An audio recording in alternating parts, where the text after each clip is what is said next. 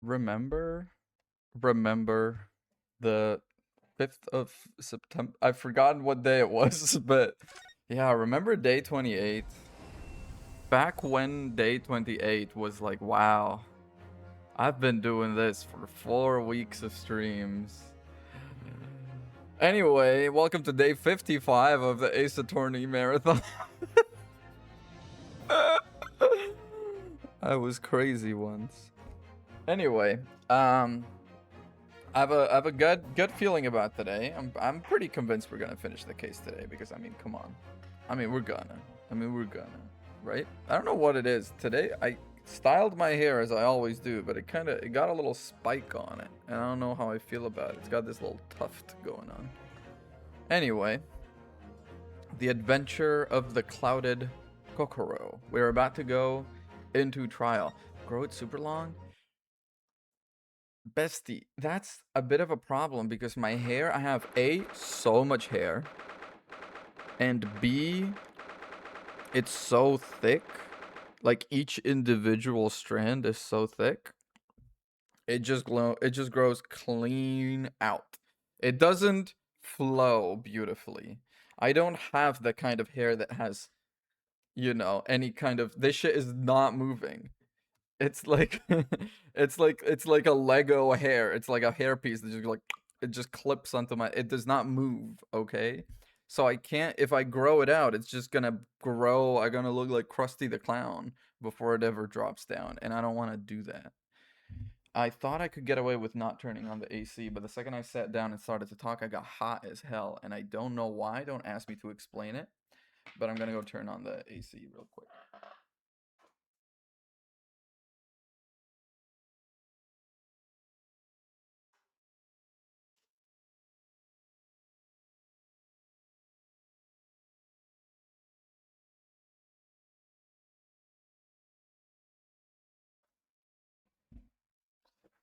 Einstein, that shit, Mr. No, I would look like Einstein. That is the problem. I would have the poofy, wild hair. Anyway, we're starting the trial for the whatever his name was. I have forgotten it. Him, Soseki Natsume, who is a real ass guy in history. A Japanese poet whom went to England and had a generally bad time, from what the experts in chat tell me. Um, but also he is like a useless little meow meow. He is Blorbo from my shows, basically. He is in every way just a pathetic little boy. Um, why is the AC not kick? Okay, I'm gonna go check on the AC again. Give me a second. The hell?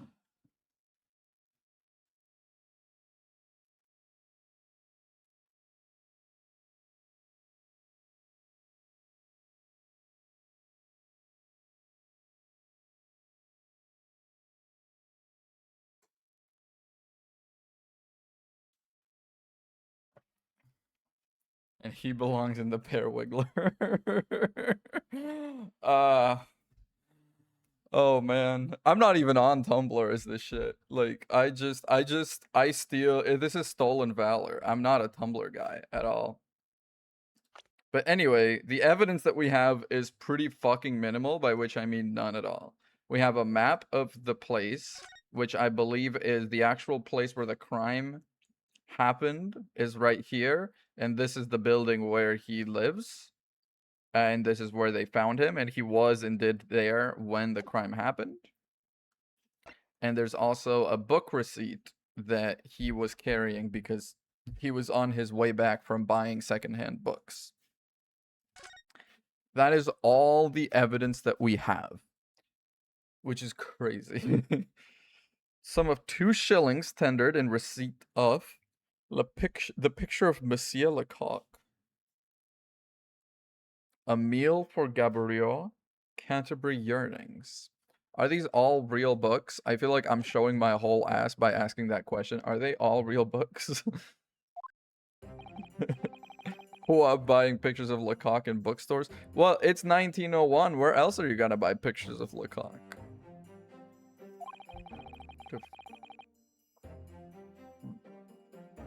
Hmm. Who'd have thought we'd be back here again so soon? I'd have thought it. With the intention of learning the country's legal practices, in order to research the latest court procedures here, we need as much court experience as possible. Yeah, but this is... It is a little crazy, though. This is like... Like, if I'm trying to be an airplane pilot, and you put me in charge of, like, an A380, you know? Like, if you put me in charge of, like, the Los Angeles to Barcelona flight that I take twice a year. I just rolled up into town.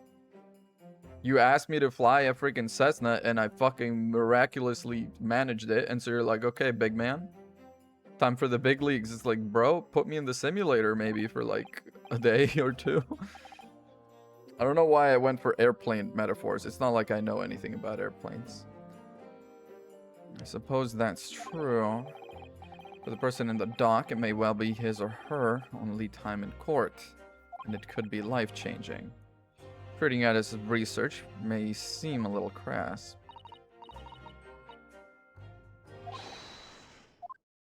Is he just fine?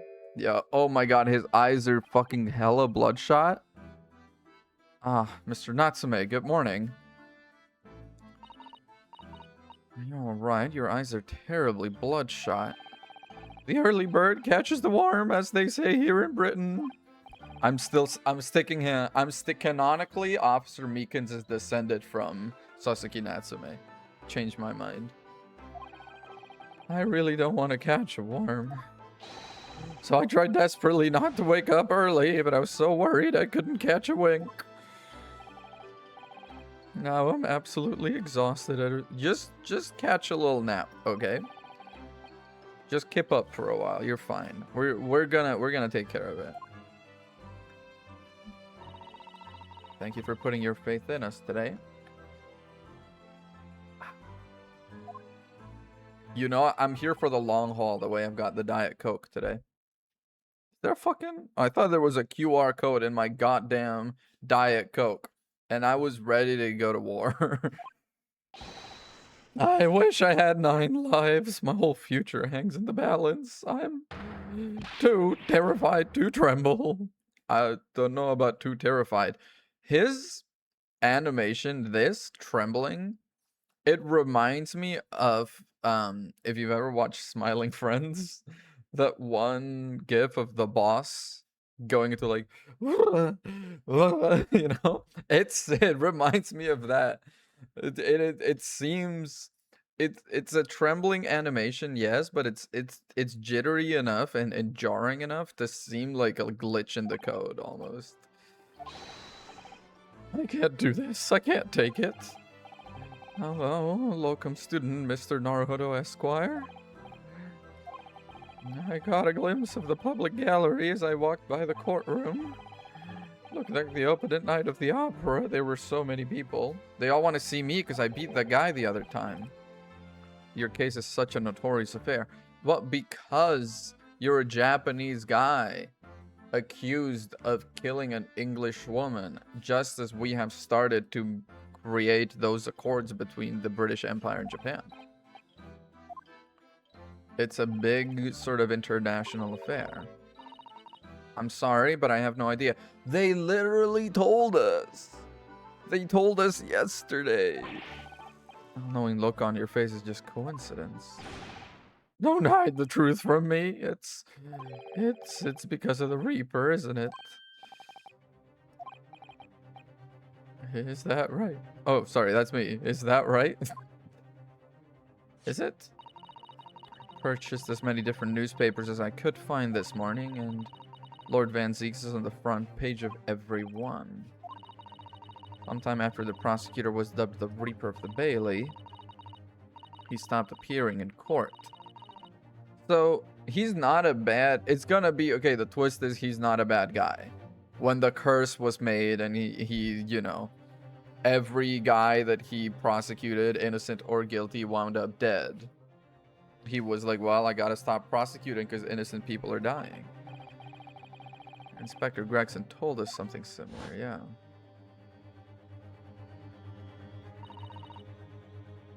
return to the courtroom after a very long hiatus. But then again, yeah, why would he return?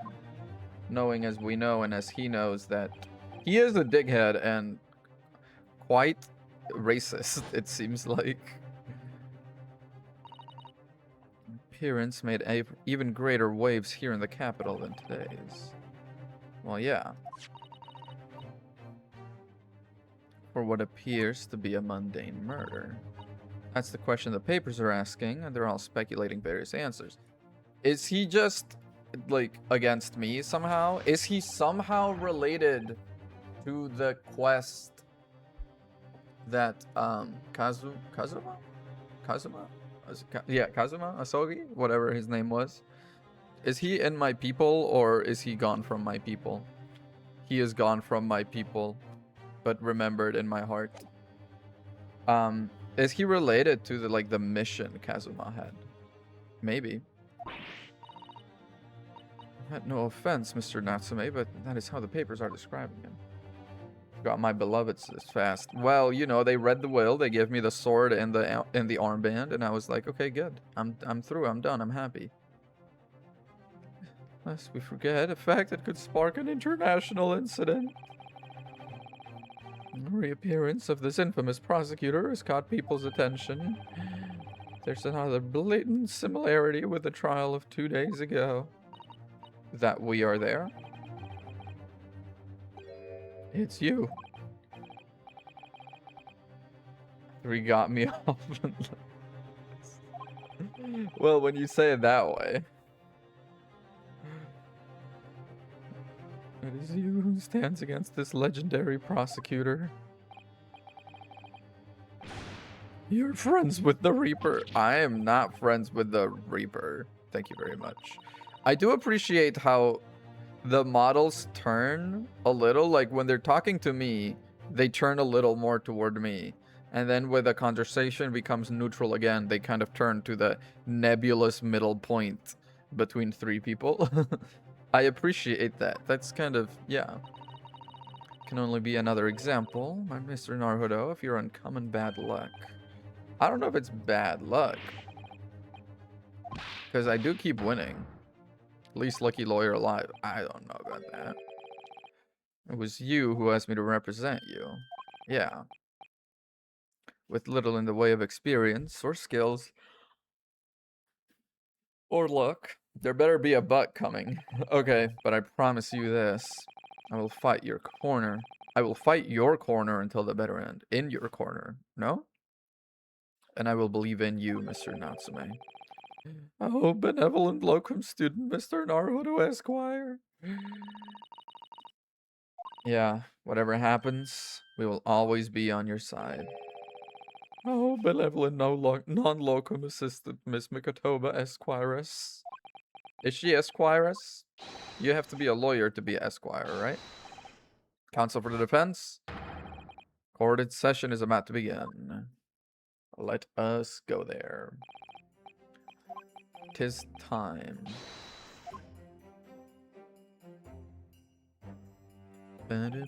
Whoa. Did you see that little flash?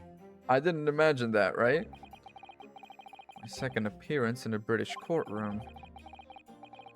My second trial against the Reaper. Kazuma, I got it right. Let's fucking go. You can't say anything. I won't let my faith waver. I will believe in my client to the last. I don't need my client to do weird fucky stuff.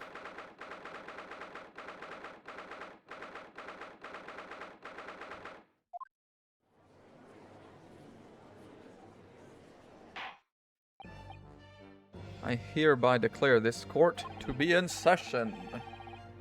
Counsels for the prosecution and defense to declare their willingness to proceed. Oh my god. It's the way his hand, presumably, is holding it here that makes it look like the weird sort of long knuckles that bat wings have. It's messed up, man. The defense is ready, my lord.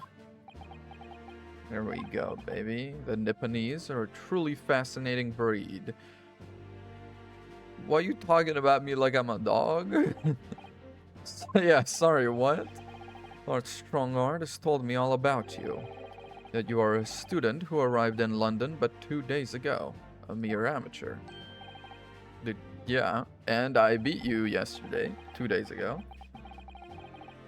Being a compatriot, you feel compelled to try to help the accused, I suppose. Typical Nipponese arrogance. Reminder, I beat you 2 days ago.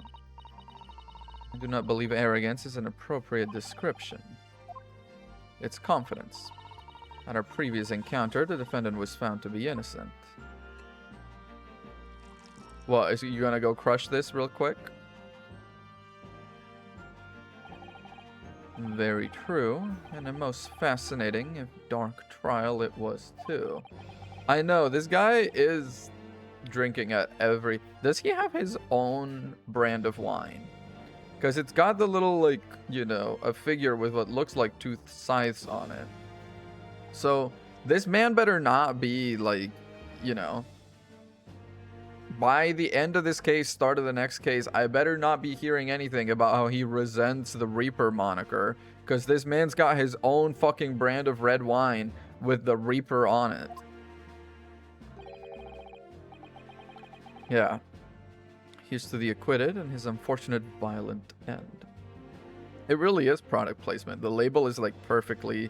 It's like when they do like a movie ad and it's like... They put the fucking, you know, the everything has to be like perfectly shown at all times. I got condensation all over my hands. Wow, a McDonald's. I know, I'm big time now. I got McDonald's. Freaking. It's not so much a sponsorship as it is I am sponsoring them, but by buying their food and beverages and then putting them on screen. But trust me, this is gonna pay off in the long run. It's a pyramid scheme. Thank you, counsels. I see both sides are in fine fettle. Indeed. Now, ladies and gentlemen of the jury, are you ready to carry out your duties here in court as impartial members of the public? I believe in fair play for everyone. This motherfucker does not like me. We know him. I thought this was her chin. Holy crap. I was like, what a fucking profile she's got. Well, I must warn you, I'm rather more ruthless than I appear. Oh, well, not me. What you see is what you get. I'm a peace-loving fellow.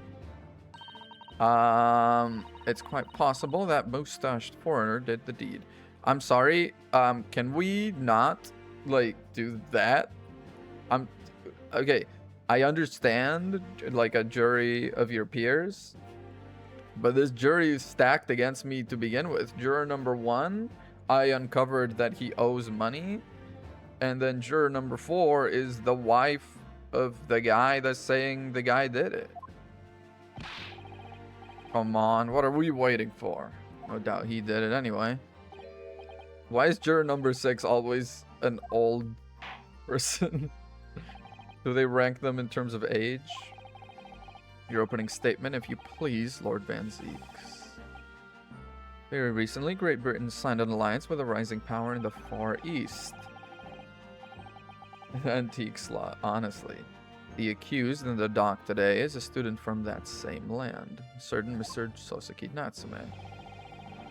While our country has extended this foreign student the warmest of welcomes, regrettably the kindness has not been returned. In fact, this student is accused of a most sinister act. Plunging a knife into the back of an innocent woman who was doing nothing but walking down the street. Tell you from bitter experience, those are the worst. Bloody oath they are. Are we gonna uncover what happened in the omnibus? Because the omnibus guy is still here.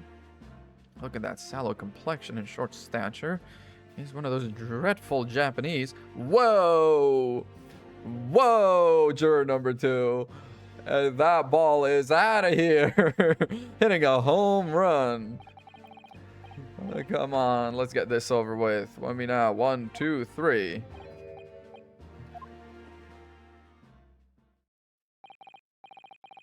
Pray, forgive my... Yeah, whatever. Allow me to call the first witness to the stand. Bailiff. Whack his pee-pee. Oh my god, don't whack his pee-pee, we like him. Yes, sir. Tobias Gregson, Detective Inspector at Scotland Yard. Pat his pee-pee gently. Yeah. A loving caress. The victim is thought to be a young woman in her 20s by the name of Olive Green. Thought to be? Yes, having been stabbed in the back by her attacker's knife, the victim fell unconscious. That was 3 days ago now, and she's been comatose ever since. Her life is not in danger. The charge will not be murder unless she dies during the trial, which I bet is gonna happen. That's a typical cop show thing where like someone has been stabbed or shot and they're in hospital or whatever, and then when the case is going badly or whatever's happening, or the guy that we think did it is someone that we kind of like, we get a phone call from the hospital and it's like, all right guys, this assault case just became a murder, you know? And it's like, this just became a murder investigation. It's just like, this for sure is gonna happen. Sir, if I could ask everyone to look at the street map, same one he gave me presumably, I would say so. The incident took place 3 days ago at around 5 in the afternoon. Happened on the pavement, running alongside Briar Road, wide thoroughfare for horse-drawn vehicles. Indeed, it seems to be that way. It had not long since stopped snowing as the victim, Miss Green, was walking down the street. Oh, there's gonna be a photo, not long since stopped snowing. So we're gonna, something with footprints. Out of the blue, she was approached from behind by the accused and stabbed in the back. Says you. Luckily, the young lady's life was spared, and she's currently being treated in one of the city's hospitals. Yeah, we've been unable to take a statement from her. Case file with everything we know about the victim. Let's have it. Let's have it. Okay. Young woman rendered unconscious. Olive green, female, stout build, early 20s. Pavement of Bryan Road. Rolly beat. Okay, because he's on the beat for sure. Rolly beat is close to holy shit. Yeah, it's close enough to holy shit. Victim remains unconscious. Her name was gleaned from her personal effects. Apart from the single stab wound from the large knife, no other sense of injury. Seen running away by the reporting officer and successfully arrested the following day. Okay. Do we have the weapon? I have that here. It was removed from the victim's back. Yeah, anybody would have been able to stab the poor woman. A common or garden jackknife, I would say, rather nondescript. Let's see the jackknife in my evidence. That's gonna be some 3D stuff. Can I open it? Can I clack it open? How can I clack it open? Do I just click on it here? I do. It's blunt as fuck. This thing's blunt as hell. Did the tip break off inside? Yeah, a small piece of the blade appears to be missing. Wonder what could have happened to it. Could still be lodged in the victim. Could be. It's definitely broken off. Somewhere. So it might be one of those cases where, you know, if we find where the tip is, we'll find who done it. But yeah. Money or valuables? We're asking about motive. Seems like she's a poor student herself. Not to imagine she would have had anything much worth pinching, my lord. Some deep-seated resentment. As far as we know, they don't know each other. The defendant, Mr. Natsume, doesn't appear to get out much. We haven't been able to establish any sort of connection between him and the victim. Theft and grievance have been ruled out as the motive. What reason could Mr. Natsume possibly have had for stabbing the young woman? Yet you arrested the man in spite of that, in a totally unjustified and heavy-handed way. It is true. Damn, the whole bottle! He is kind of a diva. He is kind of a diva. The way he grabbed it, like, between two fingers and just... Dude, this is fucking... This is a workout, actually. Kind of impressive, the way he just grabbed it between two fingers. I'm trying to do that with the rubber thing here. It's a workout, man. This guy's kind of built, kind of strong. Then again, vampires are strong, right? This isn't helping his vampire persona. Your words have soured its hallowed banquet. For it is you, my learned friend, who is being heavy-handed here. Without good cause, that should be beyond question. What is the cause? Why the constabulary came to arrest the Nipponese student?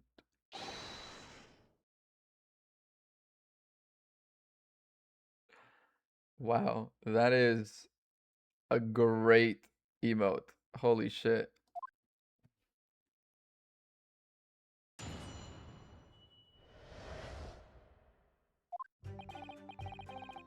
As I said, it was 5 o'clock in the afternoon when the incident occurred, and there was unusually light fog. There was no one else about but the victim and the accused. Out of the blue, the victim was stabbed from behind and subsequently collapsed on the pavement. The accused ran off, scattering his belongings all over the floor, a number of old books. He was on his way home from a bookshop, indeed. And we found the bloke to arrest him. Okay, first of all, there was someone else there, the reporting officer. Okay, photograph, thank you.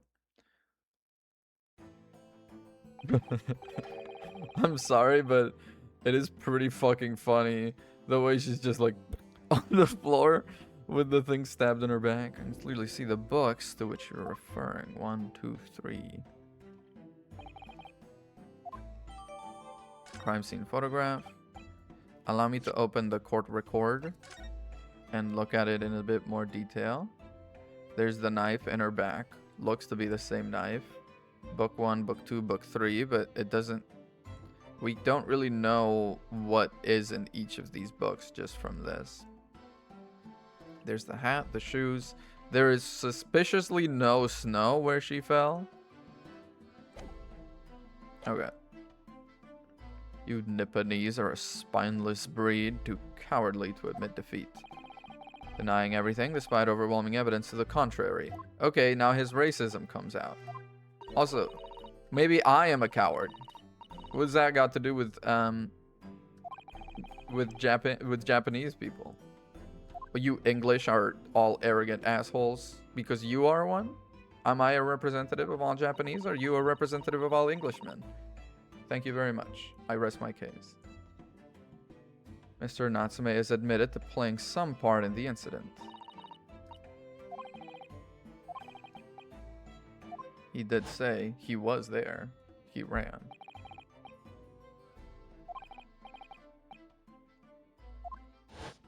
Just as I went to overtake her, she let out a little scream, collapsed onto the cold, hard slabs of stone at my feet.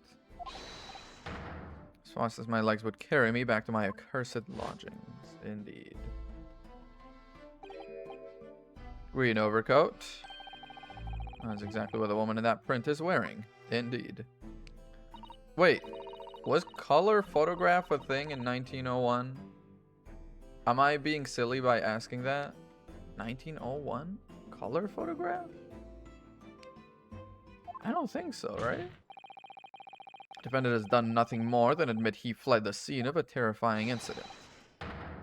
And does not mean he's guilty of a heinous crime of stabbing the woman in the back. You will have to prove that. There's nobody else who could possibly have stabbed that woman. The accused concedes. Well, no, clearly there was the policeman who saw it all. Yes, my lord.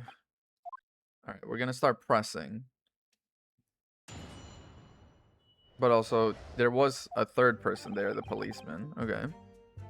Unusually light fog. I'm gonna start pressing, although it's a long-ass testimony. Light for London. You can see the opposite side of the street for once. Not much farther. Okay. And that is light for London, I suppose. People usually imagine that gives the city a rather beautiful appearance. Not something us Londoners tend to romanticize, as I expect you can appreciate, yeah. Because we see it every day. Indeed. The other day, I was very nearly trampled by horses before I could see the carriage they were pulling. Dang. Stop, look, and listen. Be good little kids. Be good little kids. There was no one else about but the victim and the accused. Again, not true. Quite simply, because it is what the witnesses to this crime have told us. But if there were witnesses, there was someone else. Like, are we crazy? Okay. Reporting officer, Rolly beat. Uh-huh. Was seen running away by the reporting officer and was successfully arrested the following day, which means reporting officer was there. There was a fog, which means the reporting officer didn't see it from fucking 2 blocks out. He was in the same street. One of them is a policeman from Scotland Yard. That is correct. Yes. We must hear their testimony. Should it be necessary? Yeah, it would have been dark already. No matter how light the fog might have been, no one could have seen. We have street lamps, yeah. There would have been ample light by which to witness the crime. Presumably.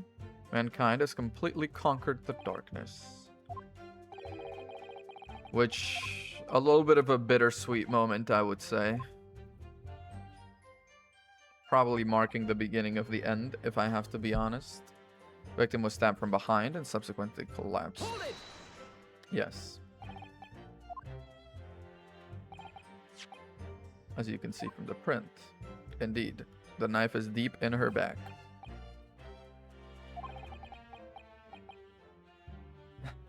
Oh my god, wait. She called olive green because she kind of looks like one. I'm afraid so, my lord, yeah. She's being treated at Bart's. I was hopeful she'd come round. She been before the trial started, so I could take a statement, but it wasn't to be.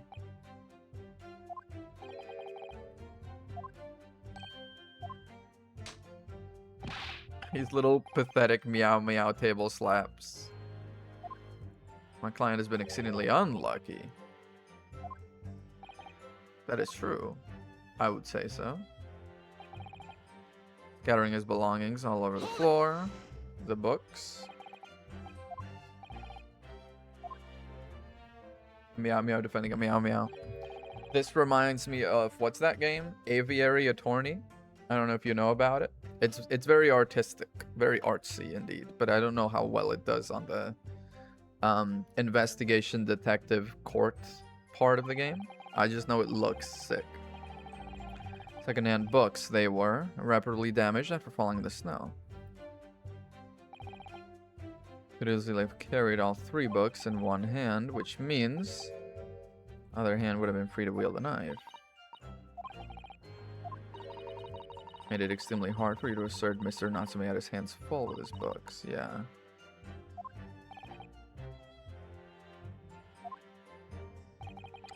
That must be what happened, my lord.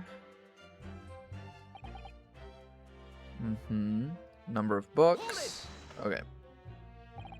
We're gonna do 1 round of pressing, and if they're like, okay, that's it, then that's it. Otherwise, then I'm presenting the report on there was no one else on the street, because the officer was on the street. So I understand, a shop full of old English literature. A lofty subject matter of his scholarly attention.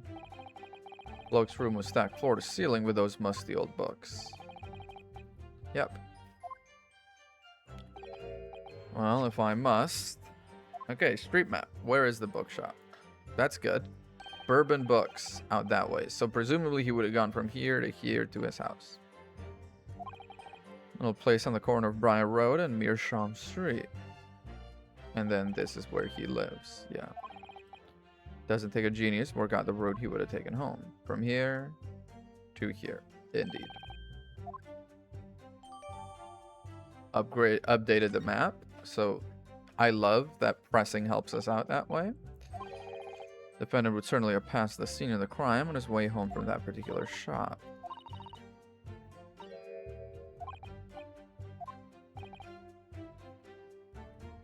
Bookshop's location, bookshop's name, bookshop's stock. Bookshop's name. Your books. Yeah, that's true. The bookshop's name.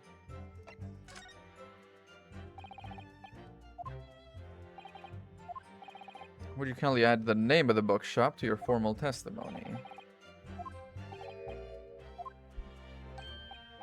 Well, yeah. Very important clue. Add it on.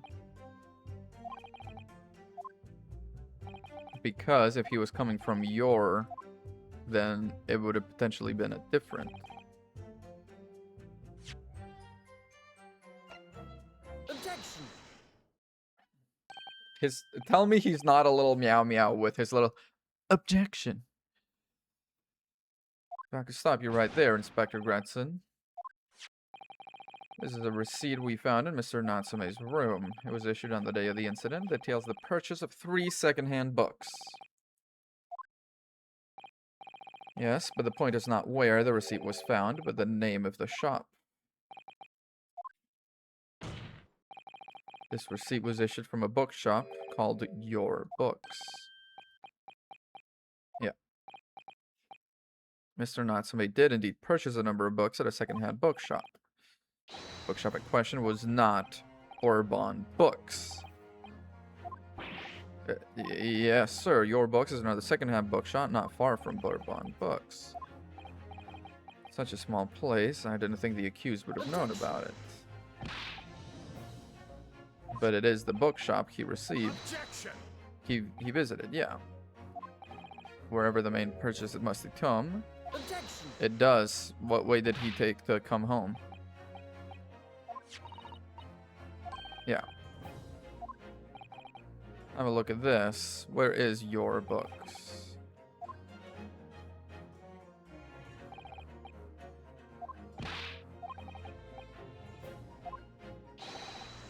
He wouldn't have passed that location at all.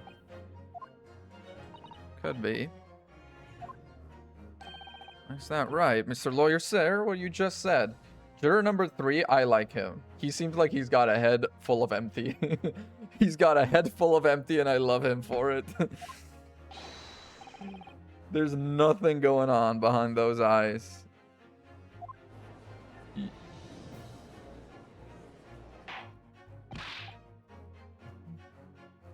Where's this Your Books establishment? Obviously we looked into that. Okay, where is it? Turns out Your Books is just here. So did he go this way or did he go this way?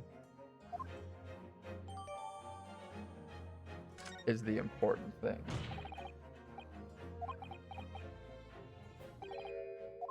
Well, it depends which way he took.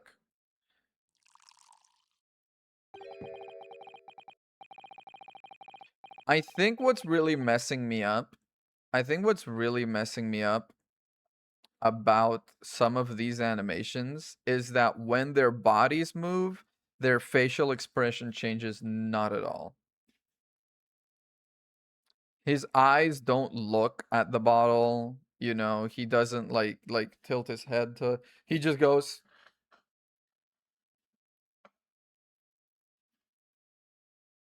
You know? Like, that's what's kind of messing me up about it. If there was a bit more eye movement, that alone I think would seal the deal for me.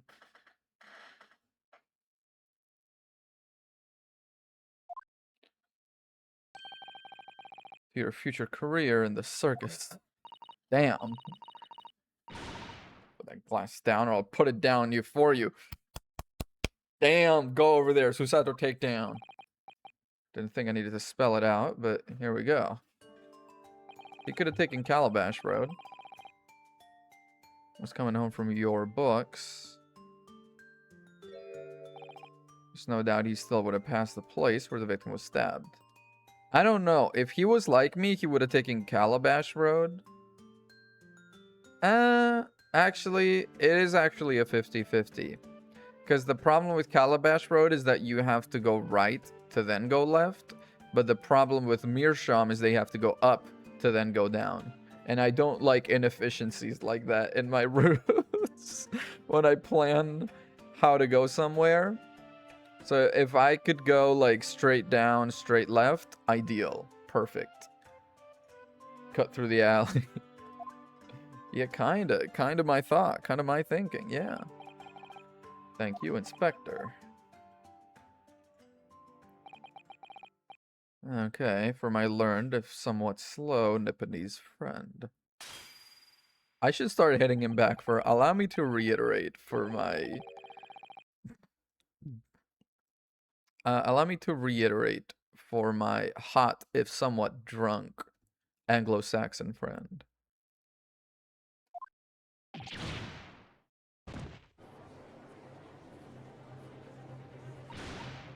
You can't fool me, and don't suggest you try. Yeah, and enough of this. Okay, everyone's just gonna start hitting guilty.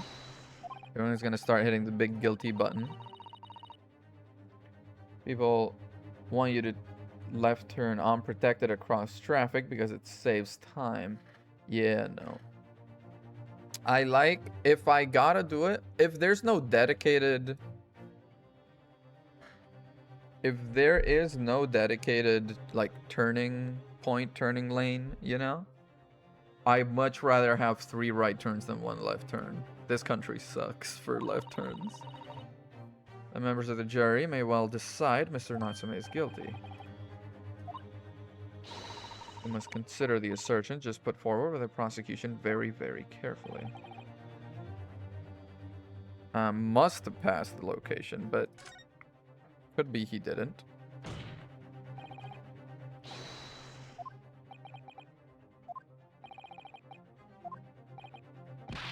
Yes, my lord. You can see what I mean on this map. Could have followed the route suggested by the prosecution, but it isn't the only conceivable route. He could have gone down Calabash.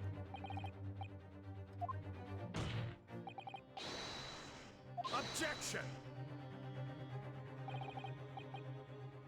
Going back to a clown is a fool's errand. I feel compelled to point out that route is what commonly referred to as the long way around. Why would any man choose to take a longer route home? He wouldn't. In other words, he's kind of got me. I would not take the long way around. He's kind of got me on that one, dead to rights, honestly. Took the obvious route back to his lodgings and is the obvious perpetrator of this crime. I've got it. Obviously, we must ask the man himself. Well, he's gonna be like, no, because he's gonna lie. He has no recollection. Okay, well, that's convenient. That day was no exception. He says he doesn't remember where he was or which route he took home. So it's up to us to prove it. That's kind of crazy to not remember that. That man must be depressed to forget which route he took home. That is depression core as fuck.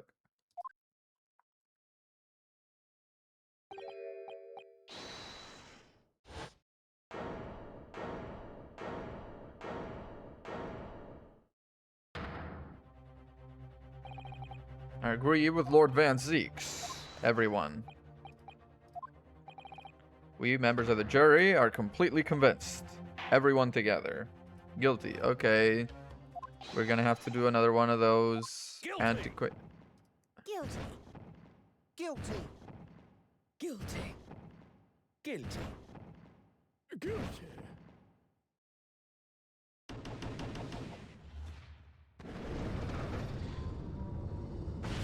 I didn't know they had voices. They didn't used to. Not for the previous case. Chin up. Chin up. To the insightful members of the jury, I applaud your brave resolve. We gotta do the examination. Yep. To tip the balance of those scales the other way. We can do it.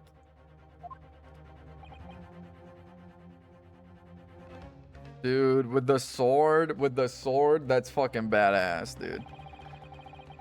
Presume you intend to wield your rights again in this trial. Call it antiquated, but it's still the law. Exactly. In accordance with the letter of the law, we shall proceed with a summation examination. Thank you. He is familiar now, yeah. Dude, is there only like 20 people in London total? Explain on what grounds you have determined the defendant to be guilty. And then I have to pit them against each other. I kind of like this bit. It's a short cross-examination. Already admitted it himself, didn't he? He said a woman in green collapsed before his eyes. It can only have been the victim. Yeah, other women don't wear green. Not in winter. Poor woman was attacked from behind, was she? How dreadful. I really don't care. Can we just wrap this up now? Whoa, dude. That's fucked up. Nice shop that, but Orban books, not worth a visit. The fuck kind of reasons are that? Yeah. Only two people at the scene were the victim and the accused. I can press them though, can't I? I believe I can. The defendant then fled the scene.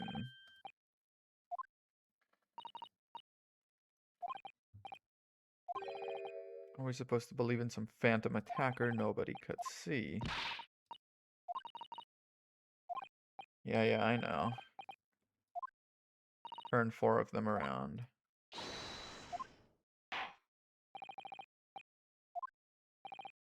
I'm gonna need to start pressing them.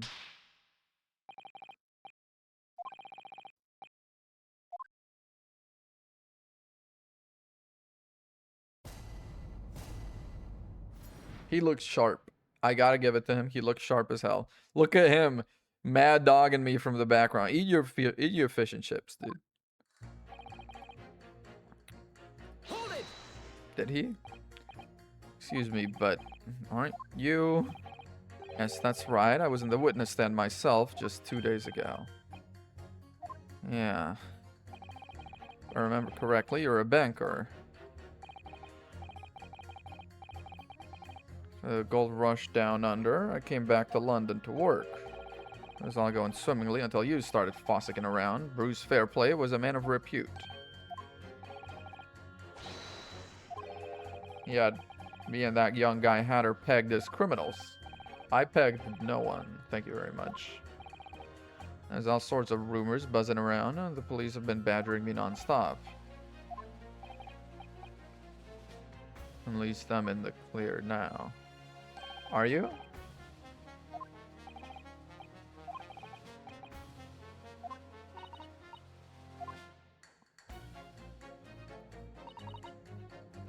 It can only have been the victim. No. Bender admits to having seen someone wearing a green overcoat walking ahead of him.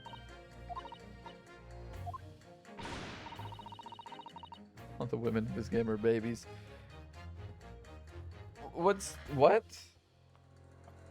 But it isn't pegging. I mean, okay. Is pegging exclusively a woman doing it to a man? Discuss. I don't think so.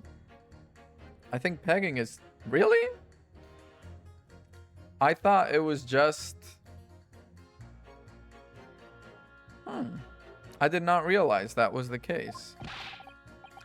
Let us not forget, madam, the defendant vehemently denies attacking the woman. Of course he does. If he admits to stabbing her, his life is over.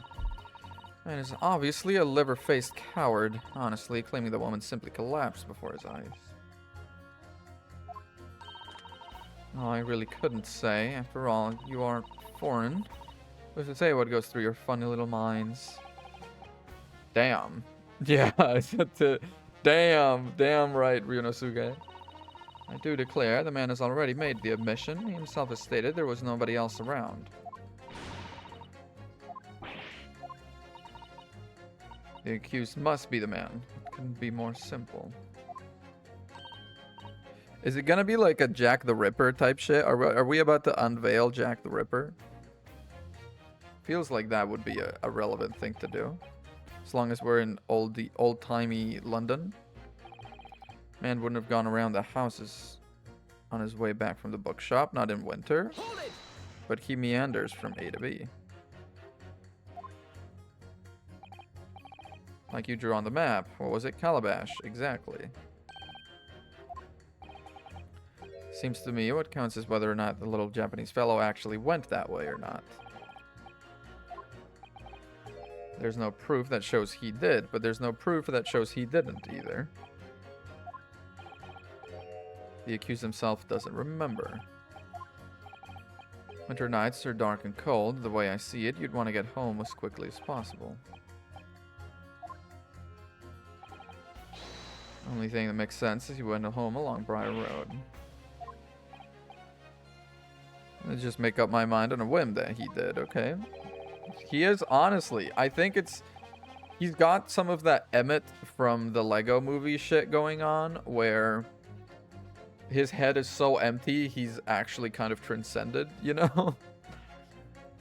I mean, there was some logical reason why he might have gone the Calabash roadway, and it'd be different.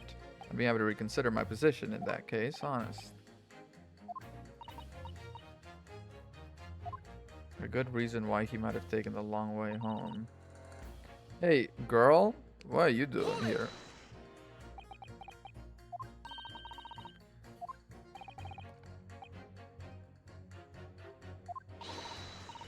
Where do you get your ideas, sir? I'm the maid. The maid, you understand?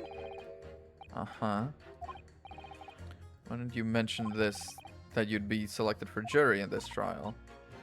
I was told not to mention it to anyone until the day of the trial, you see. It was in the letter I received. The instructions were very clear.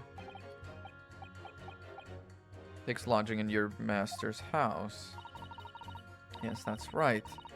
He's only been in a little over a week now. Does Mr. Natsumi look like the kind of man who would commit a crime such as this? Oh my goodness me, yes, he's just the sort. Huh? Spending all his time in that dark and dingy room, sporting that unscrupulous mustache. The man never speaks, and don't get me started on those shifty eyes. All the neighbors are talking about him. Heard them, you know. People think he must be building a bomb in there or something. Yikes. It is a terrible mustache. I don't know. Is it just me? I feel like it kind of works for him. Kind of works for him. Without the mustache, he's nothing. Olive green, maybe. Well, you just call him a worm. Yeah. Pressing isn't really doing anything. Can we just wrap this up? Hey, man. A man's life is at stake.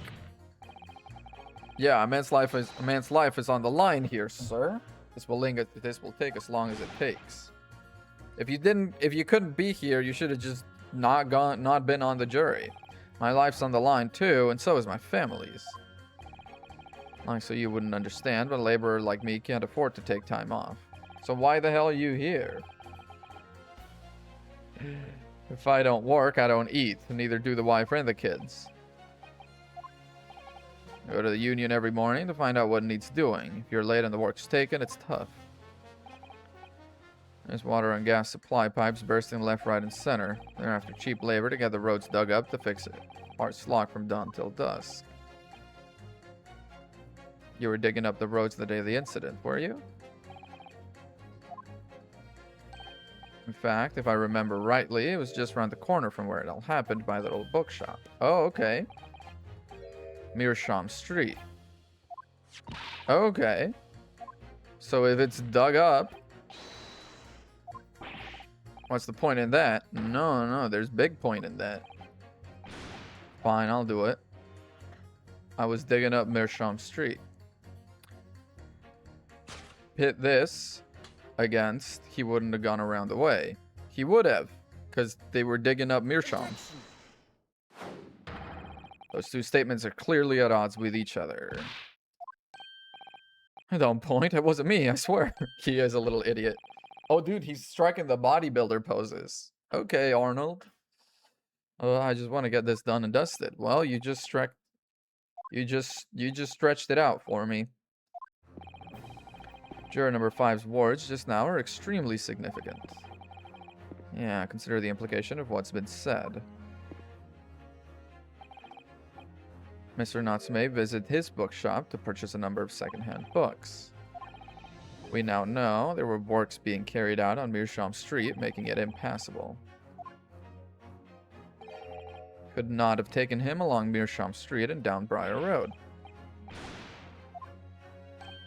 Well, yeah, you can't argue with that. Must have had a good 2 yards or more. We must have had a good 2 yards or more of the pavement up. Okay. Came along, had to turn back, go the other way. He could not have gone that way. He must have gone the longer way. I suppose that must be right, eh? Thank you. Big man is helping me. Big man is helping me out. Big man's helping. I knew he had me. I'm a fellow gym bro. The way my God. The way I slapped my chest really hurt. Oh, my moves are sore from being at the gym doing chest.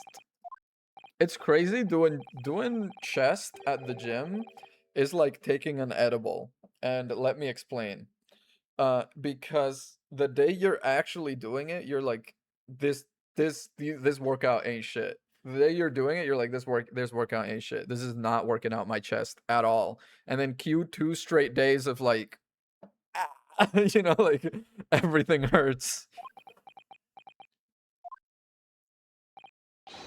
I'd like to see this trial continue. All right, not guilty. Now, the man that needs to go work, will he listen to my pleas? What about you, sir? Who, me? Well, all right. Okay. There's a hole, it should be filled in. You want to fill in the prosecution's hole, my guy? We've got 2. Yeah, strengthened our position somewhat.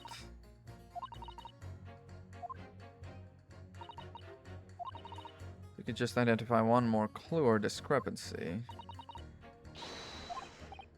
Is that the format this is gonna follow every time?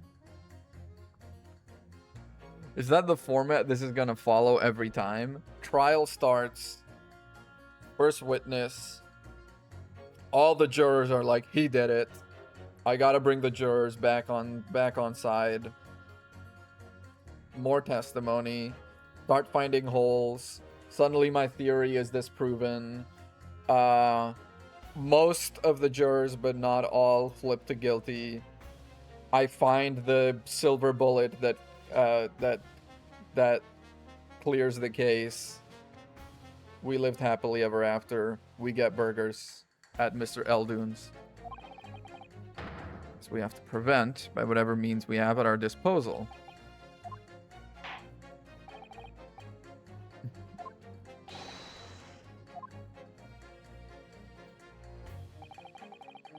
I have to say not guilty at this point.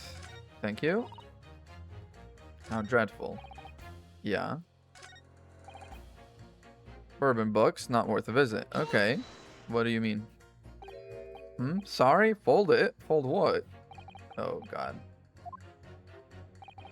What I wanted to ask is, do you visit your books often? I like the old books they have in there, yes. I enjoy reading them over a nice cup of old tea. That's my daily routine. Same thing every day, including the day you're all talking about. Okay, nice. What time did you visit it? I was picking out books in there all afternoon. It would have been just before 5. That's my daily routine. Same thing every day. Are you sure about the time? Oh, yes, no mistake. Yeah, not after the dreadful time I had. Okay. When I slipped on the ice and donked my head. Okay, and he's wearing green.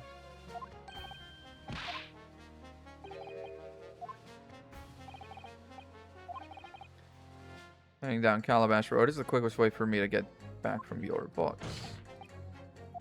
Add that to your testimony, because the person in green was him.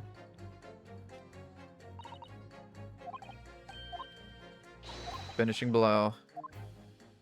Oh yeah, I've got it. Don't even worry. I should have pitted her, but that's fine.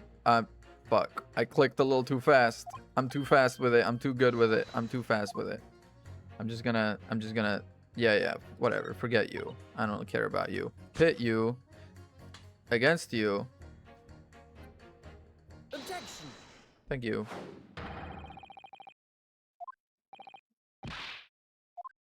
What are you talking about, man? Yo, how are you? Hang on. I gotta pay my respects to the Ditto. To the Ditto badge. I just love it so much. I hover over it and I make it big and I look at it.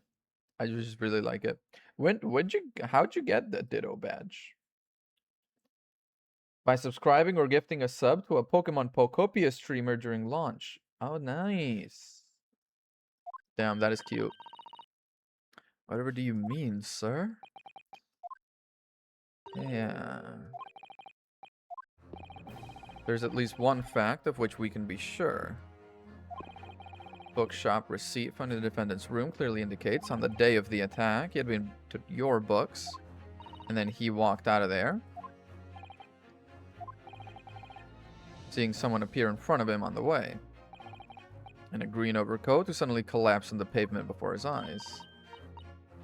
Objection. No, not the poor young woman. Could be the old man in the green jacket right there. That same afternoon, somebody else apart from the victim who was wearing a green overcoat and who fell over.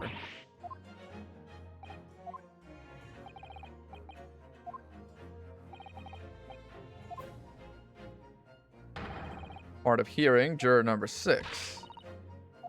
Could have been the same guy. Could have been the same damn guy. Could be. He's got some severe Santa vibes. And let us remember, before Coca-Cola made him wear red, Santa Claus wore green. So maybe this guy is Santa Claus. Just saying. Somewhat similar build to the victim. You need a pee? I kind of do, but that's for later. Wait, sorry. And we've been gaslit by Coke. Santa's red? Yeah. Before Coca-Cola, Santa Claus used to wear green. Santa Claus before Coca-Cola.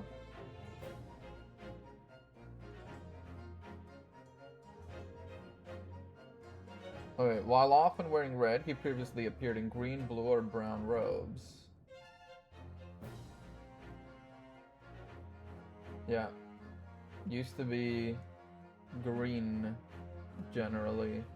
The sort of the red Santa Claus was cemented by Coca-Cola advertisement, I'm pretty sure.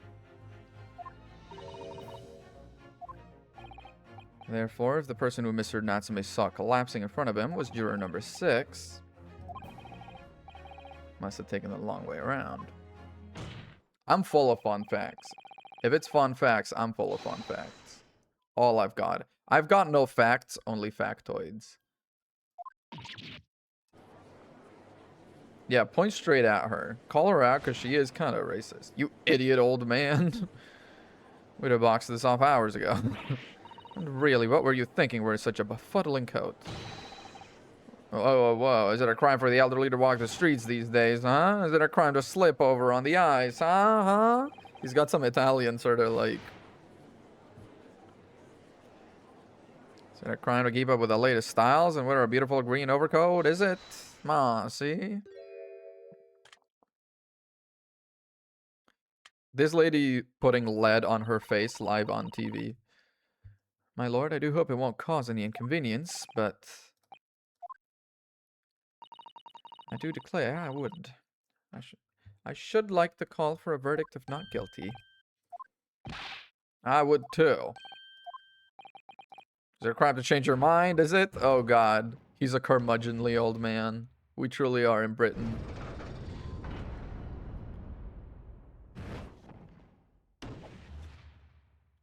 Now,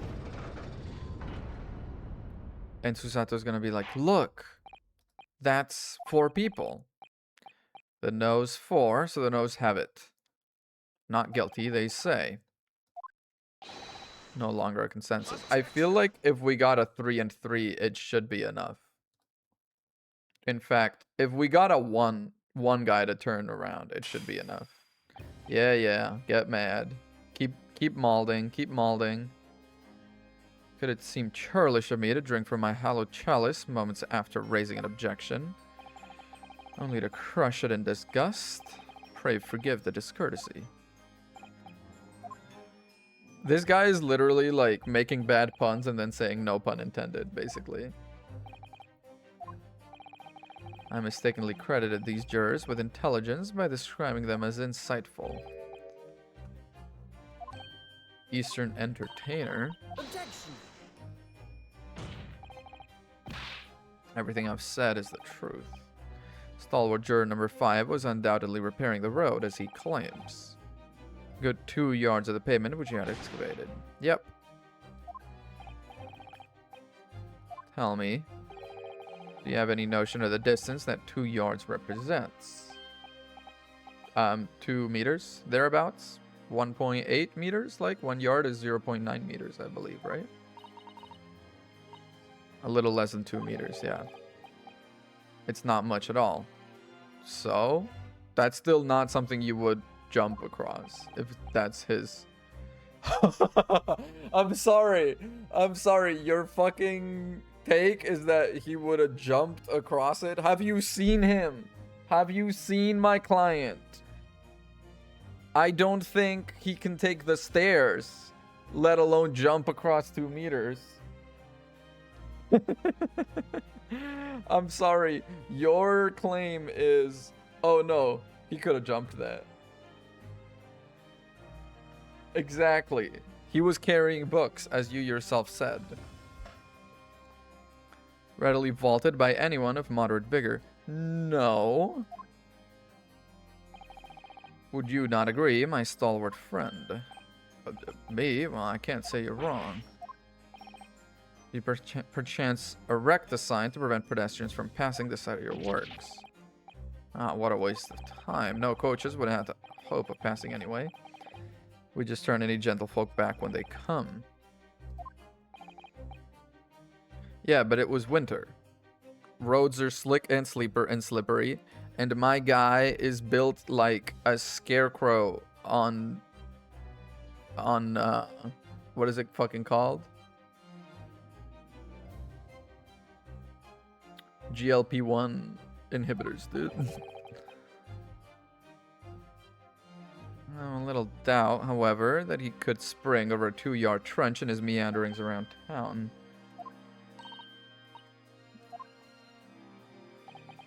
The incontrovertible truth is, the books just purchased by the accused were found at the scene.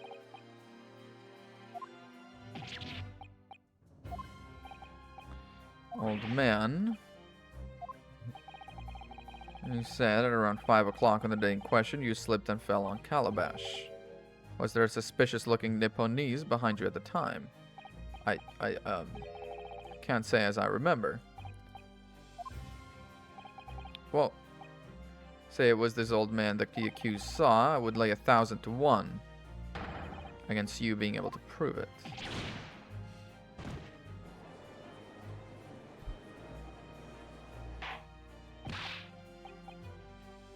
Yet again, it's not my job to prove that. It's your job to prove that who he saw was the victim.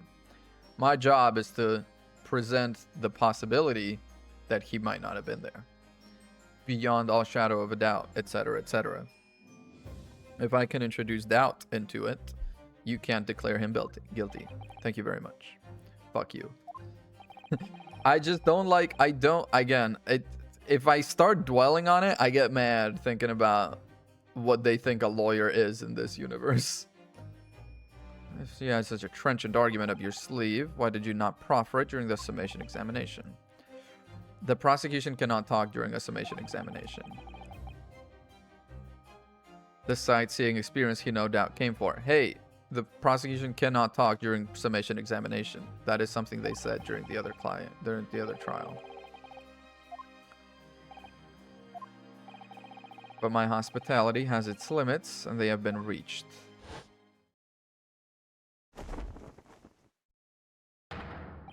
So, my learned friend, today's sightseeing tour of London is now over. Hop off the omnibus, we're gonna set it on fire. My lord? Next witness? Yep, I figured. Bailiff, whack his pee-pee. Several occasions there were eyewitnesses to the incident. Now, how many fucking guys are gonna come out here? Because we're operating under the assumption there was no one else on that street. If fucking 6 guys come out,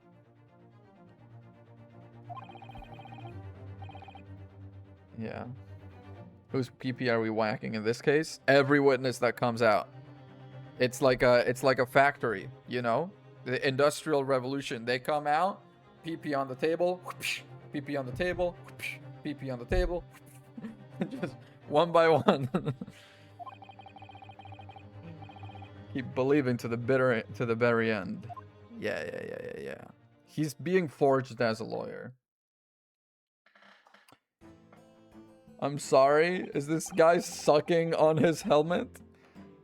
Like it's one of those helmets that has like the 2 beers on it? State your names and occupations. Is she gonna be like a little matchstick girl? Oh. Are they wearing one scarf? Constable Rolly beat SAH. Nothing to report on the streets, huh?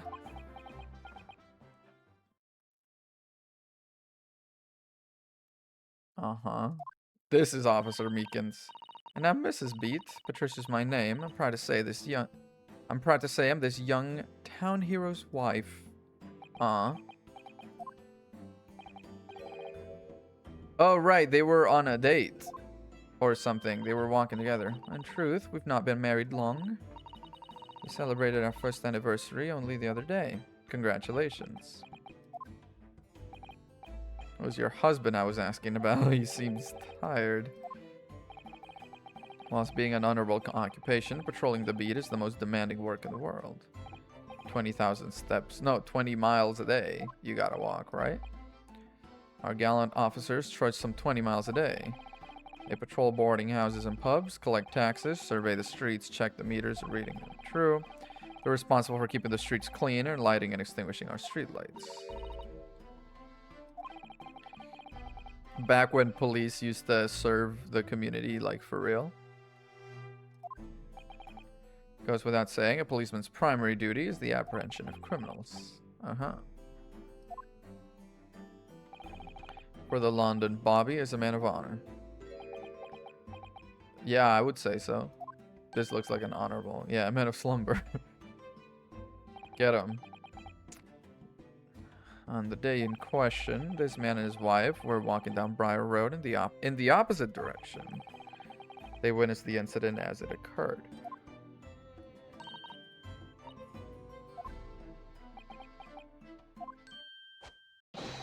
Constable Rolly beat SAH. Nothing to report on the streets, huh? Oh god. He's falling asleep. Standing up. Tell the court exactly what you saw on the afternoon of the incident. Yes, sir.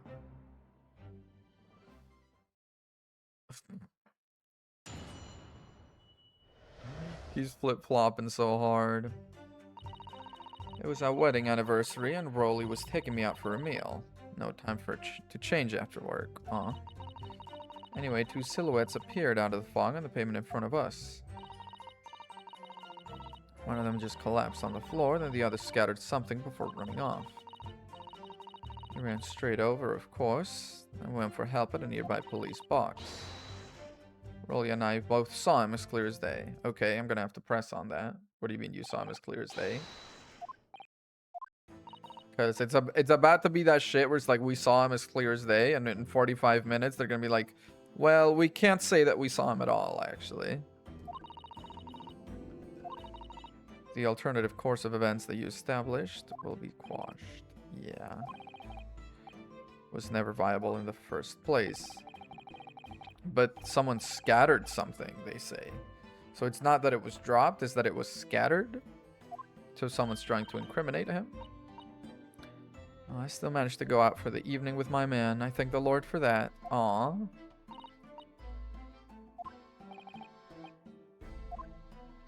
She is so precious. This cross-examination will be over in minutes. The witness saw the face of the man fleeing the scene.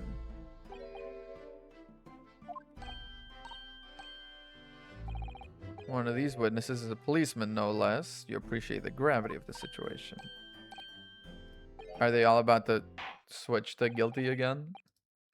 Yep. Cross-examination. Yes, sir. On it, sir. Barack is so the type to drop an updated autopsy report. Uh-huh. Rolly was taking me out for a meal. No time to change after work. Okay, I don't think I need to press on that. If I need to press on that, I'll eat my fucking mic sock, okay? Two silhouettes appeared out of the fog, moving in front of us. Okay. They were coming towards us, walking up Briar Road in the opposite direction. Okay. Rather plump figure. Hope you have ketchup. I do have ketchup.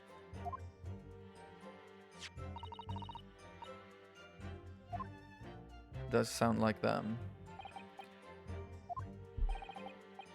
There was nobody else nearby. Oh, yes, quite certain. It was dark. There are streetlights on Briar Road, you see. Nobody else around at all. Isn't that right, my darling? Damn. Ah, yes, that's right. Of course, there was a light falling on the ground. But Briar Road is dead straight, and you could see a fairly long way down the pavement.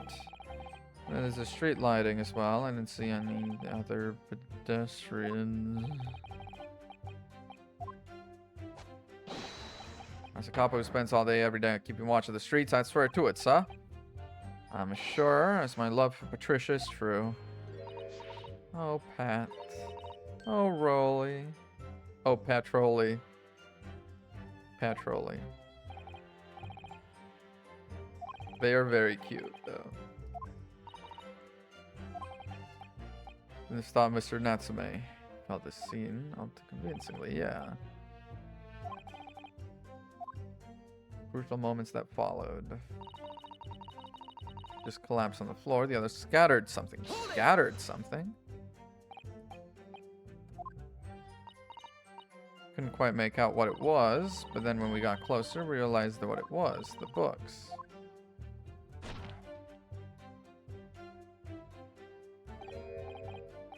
Ah, yes, that's right. It was some old books.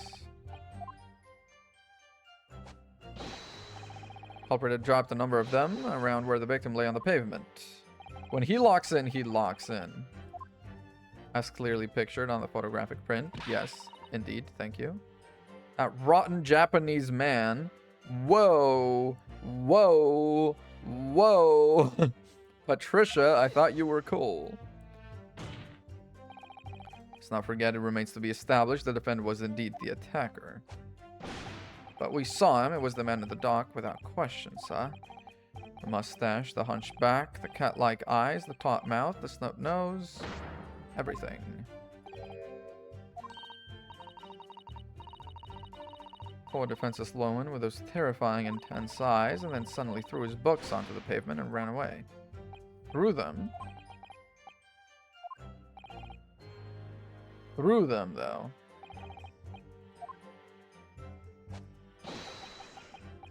Yes, sir. He collapses so hard. Went for help at a nearby police box. Where is the police box on the map?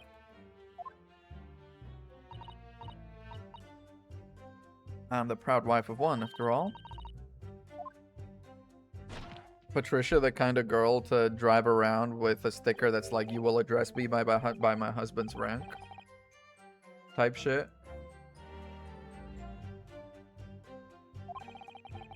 I was off duty by that point, but Bobby's never truly off duty, of course, so I felt obliged to stay and guard the scene. Preserving the scene of a crime is a task of considerable importance. That's why I sent Patricia, you see. I told her where to find the right police box. And where is it?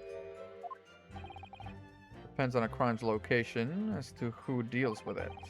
Where the woman was stabbed wasn't actually on my beat, so I told Patricia the way to the police box for the beat the incident fell under so she could go and report it. Uh-huh. Nothing more potent than a young couple in love working together. That's cute. Please, you're making us blush, isn't he, darling?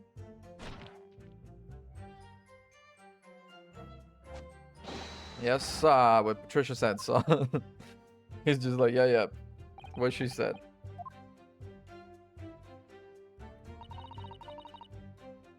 I'm clear as day.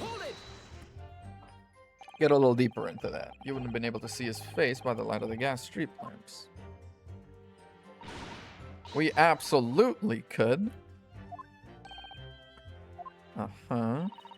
Light from the street lamps was more than enough. My husband already told you the fog was only light. That man's about to have such severe whiplash. It's an absolute menace to those of us who have to live with it, of course. And it's thick, you can't even see the hand at the end of your own arm.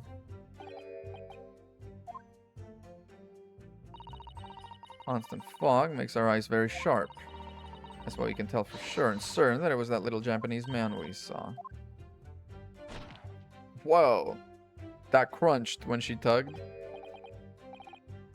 Yes, wait. Wait. Wait, not like that. Not like that. Yes, it was the accused, no mistake. The mustache, the hunchback, cat-like eyes. Yeah, snub nose, etc., etc.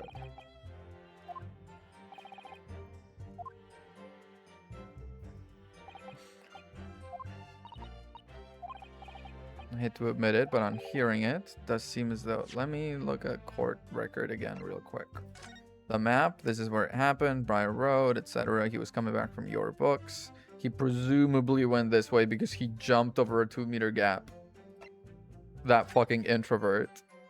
Sum of 2 shillings in the receipt of these 3 books.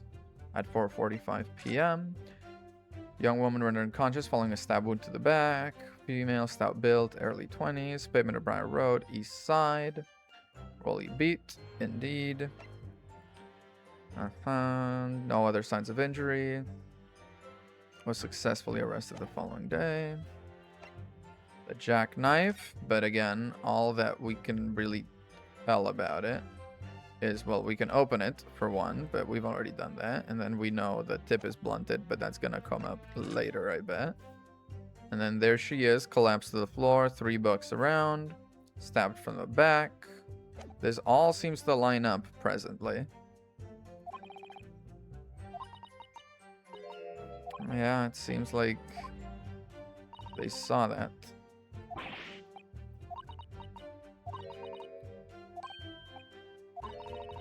He would try to find a contradiction somewhere else.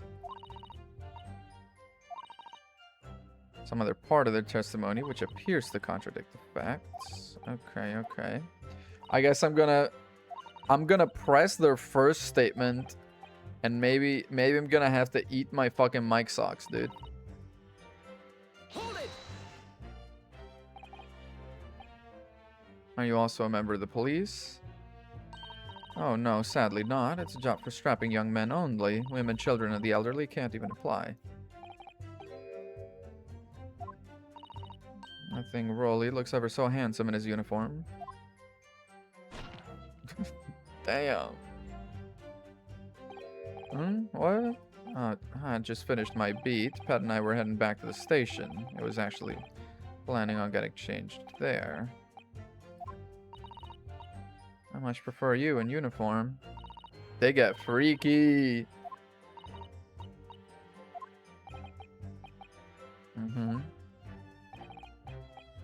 Although I was fit to draw, to be honest, after spending the whole day on my feet. Blissing is my life, sir. As long as I'm the proud owner of this, I'll serve my city and my queen to the end. My warrant card.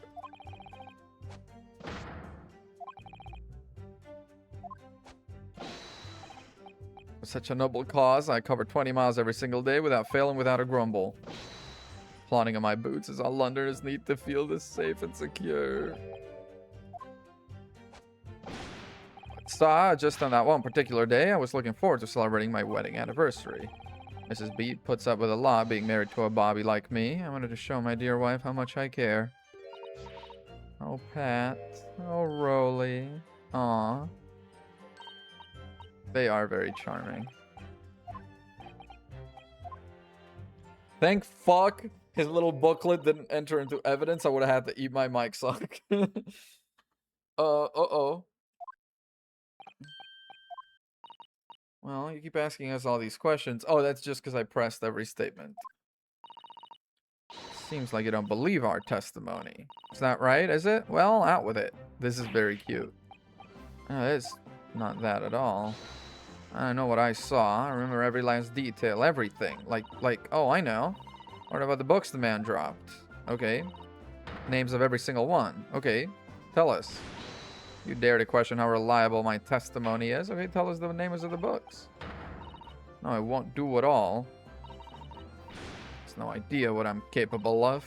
Even if I decide to forgive him for insulting us, don't think for a minute that Rolly will. Damn.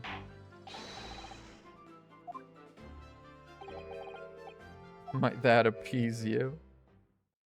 Damn. Well, thank you, my lord. That would settle things nicely.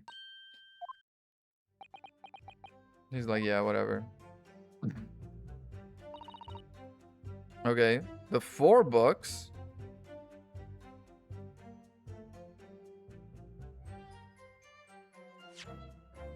There were 3 books bought. 3 books dropped, right? Should I present this first or this? I'm gonna present this first. Objection. There are 3 books. You're saying there were 4 books? I remember all of them. Picture of Messiah somebody. What's it? Yearnings. A meal for someone. A thing yummy something. Uh-huh. There is a fundamental flaw in that statement of yours. The scene of the crime. There were only 3 books, not 4. So you can clearly see there are only 3 books. And she's gonna be like, no, there's one behind the woman. Yes, you can't fool me. It's that big old lump of a dead body. Fuck, man. Lady's so large, her corpse is blocking the view of the 4th book.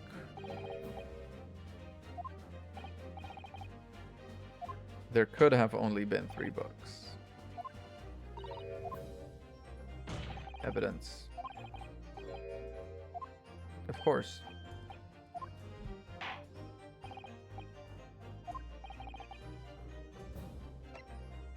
Take that! Take that! He says that very Britishy. I suppose they would have learned British English, wouldn't they? The evidence is right here in the form of this bookshop receipt. Exactly. Thank you very much. There's only 3 books.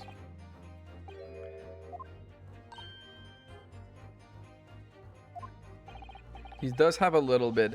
It's a very charming sort of, very obviously Japanese man speaking British English. They did a good job with the voice. I just wish the objection and everything was a little more forceful, you know? When Sam Riegel drops an objection, fucking everyone shuts the fuck up and listens. Mr. Natsume would have only dropped 3 books at the scene of the crime. It's all he had to drop. It cannot be. Also, hang on. Which book did she say? The picture of something something, a meal for something something, Canterbury yearnings, and then the fourth one that she said was what? History.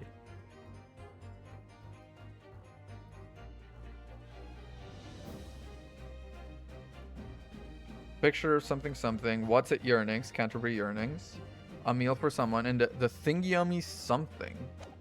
The thingy yummy something. Though you say it was the defendant you saw, you could very well be mistaken.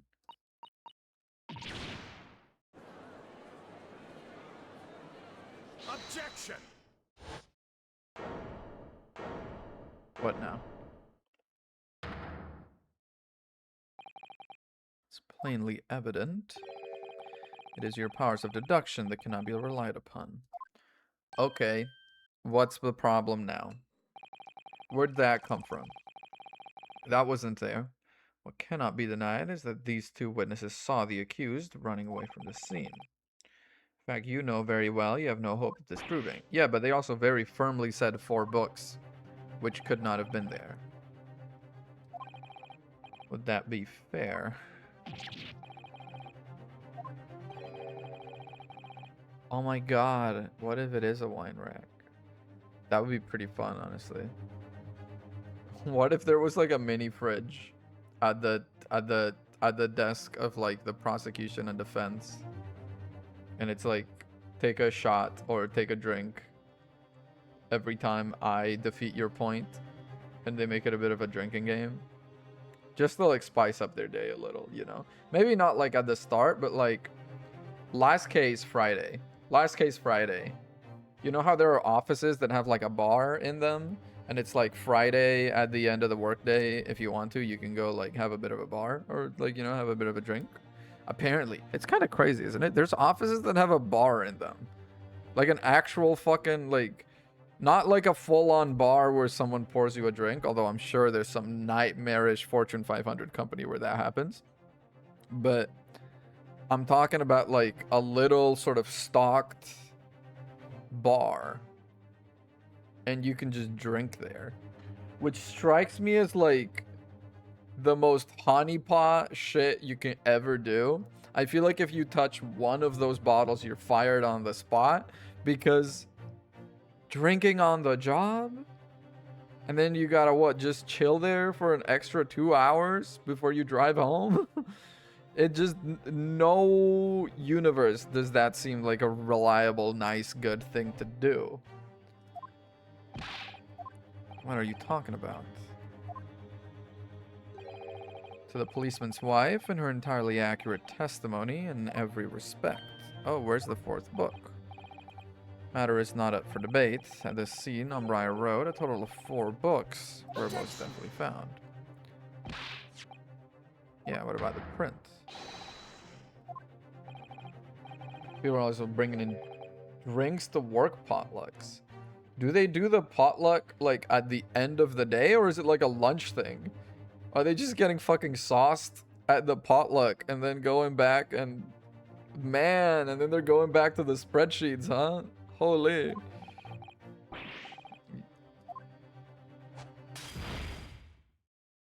To lab? To lab? That's horrible. One that shows the victim's hand. Did she eat it? No, that's burnt. That's a burnt book. That's a burnt book. The Lion's Pride. That's the guy's favorite book. It's the 4th book.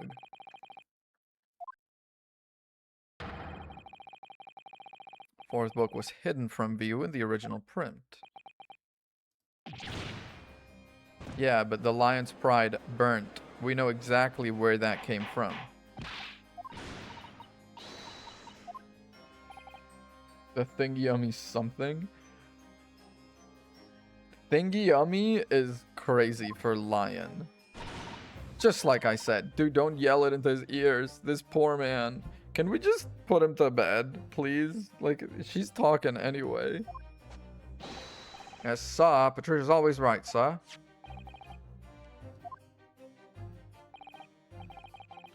Titles once again, if you please. Picture of Monsieur somebody or other. Monsieur Lecoq. What's it? Yearnings. Counter be yearnings. A meal for someone. A meal for Gabriel, in fact. It all matches. Yeah. Save for a few minor details. Mrs.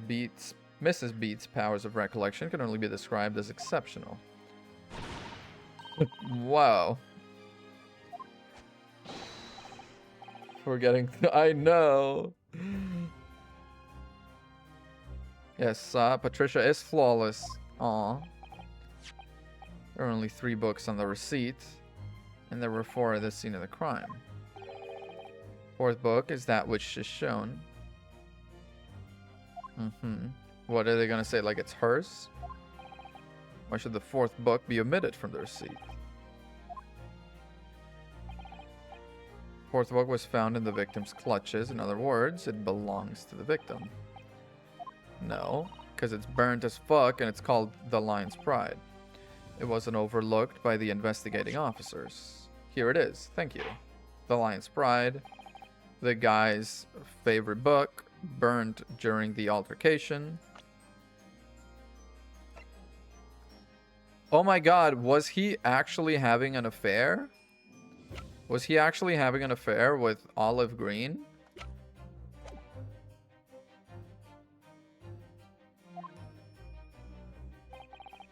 My pleasure, my lord. Okay, let's look at the stuff in the court. Court record.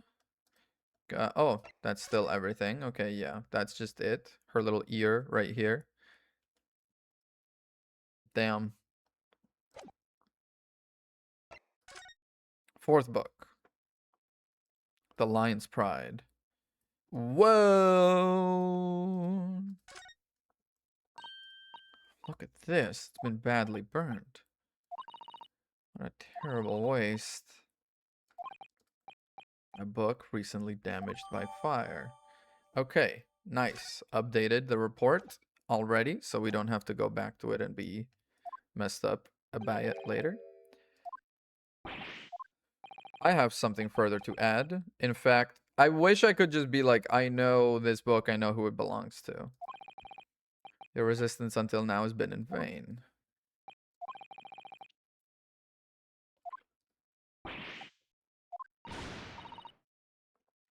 Everything we've said is true. Isn't that right, my darling? Yes, Pat. Marry me, Pat.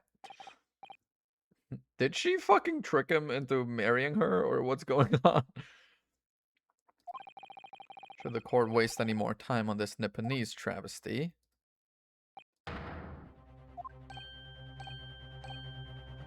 Nah, it's gonna be fine. Don't even worry. If I'm back in the wrong way.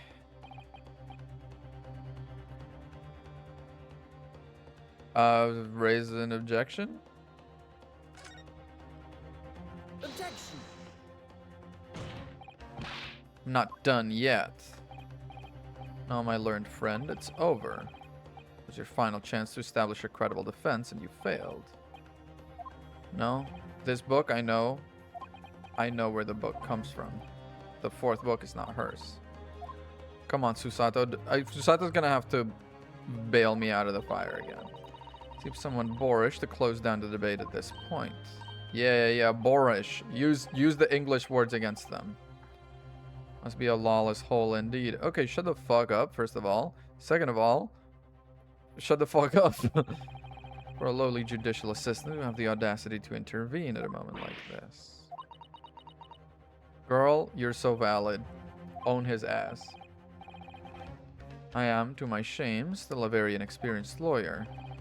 You will have to forgive me, but I consider my assistant's advice essential and her opinions invaluable. Thank you. The court will hear you, madam. One of this land's great principles is tolerance?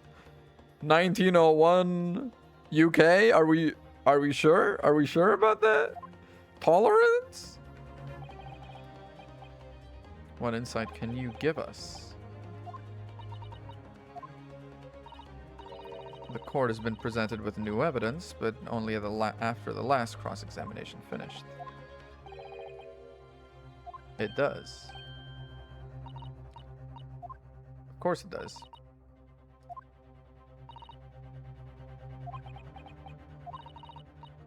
He's sure to ask you to explain what the crucial piece of evidence is and why. Yeah, I've already examined it, don't worry.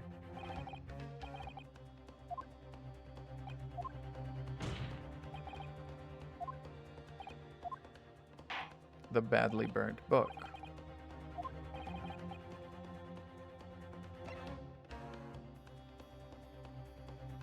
Take that! What we can see from the newly presented photographic print of the crime scene. A fourth book found in the victim's hand. Yes, thank you. Other than it being in the victim's grasp, no significance has been attached to it, because you hadn't showed it to me yet.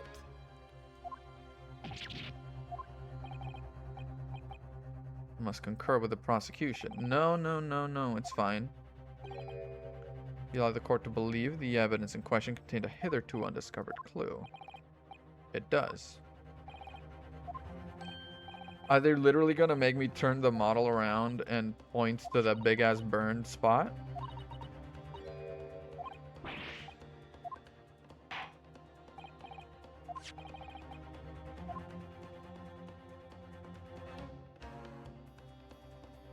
Got it! I guess so. One has the court to observe the back of the book in question. Great googly muggly. Been burnt to a crisp. Why was the victim clutching what is clearly an unreadable book? Undeniably an extremely unnatural thing for her to have been doing. And in fact, I know where this book comes from. What of it, my Nipponese friend? Alright, to concede the point, if it bears no relation to the case, there is nothing to discuss. I hear the ice cream truck going by.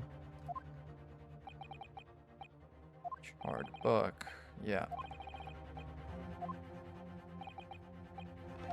I'll explain my theory, thank you. Its owner. The burn on the back of this book reveals a startling truth. I'm at the book's owner. No, you don't. Because it's not that lady. I feel like I'm just kind of going through the motions in this trial so far. Nothing seems to be shocking me, really. How this book came to be in the victim's hand is yet to be answered. However, indeed, to the questions of who the book really belongs to and where it originated, is very credible answers. Yeah. We know who it belongs to. Who do you claim is the owner of this book? Take that! That man. Who has not been a part of the trial at all, but bring it in. The book belongs to the couple who owned the house where the defendant had his lodgings. Certain Mr. and Mrs. Garrideb. Whether this is some extraordinary coincidence or some kind of fate at work, I don't know, but of all people in London, one of the 6 chosen for jury duty in this courtroom today is none other than Mrs. Garrideb herself. I'm not Mr. Garrideb's wife, I'm his maid. Yeah, could you just stop doing that? How about a simple question? Have you ever seen this book in Mr. Garrideb's house? I would never presume to know all of the books he keeps, sir. Objection! This woman is the accused's landlady. Your actions are unforgivable. Nah, she is, though. This is not mere conjecture. The defense happens to know that on the day in question, almost exactly the same time as the victim was stabbed on the pavement below, another incident was taking place in the room on the top floor of their house. A small fire.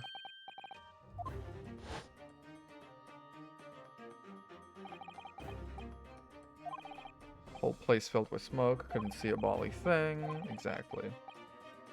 Book called The Lion's Pride.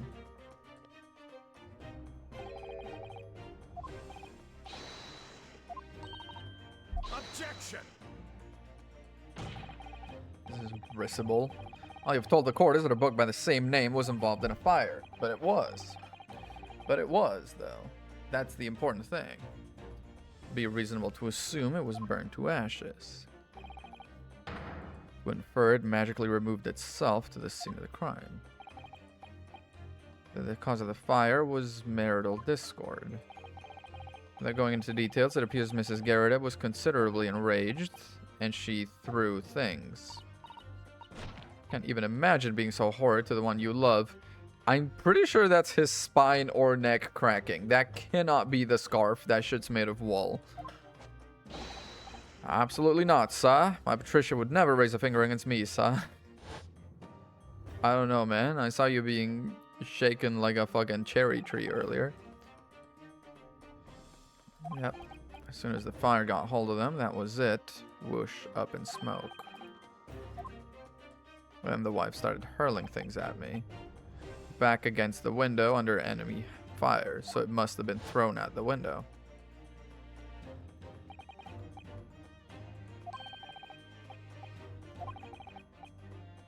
Landed coincidentally at the scene of the crime. Could have been. Thorough investigation of the surrounding area was conducted the very evening of the incident. Window must have been open, because there was fire. Not even remotely like the chilling weather that accompanies it, but there was also a fire in the home.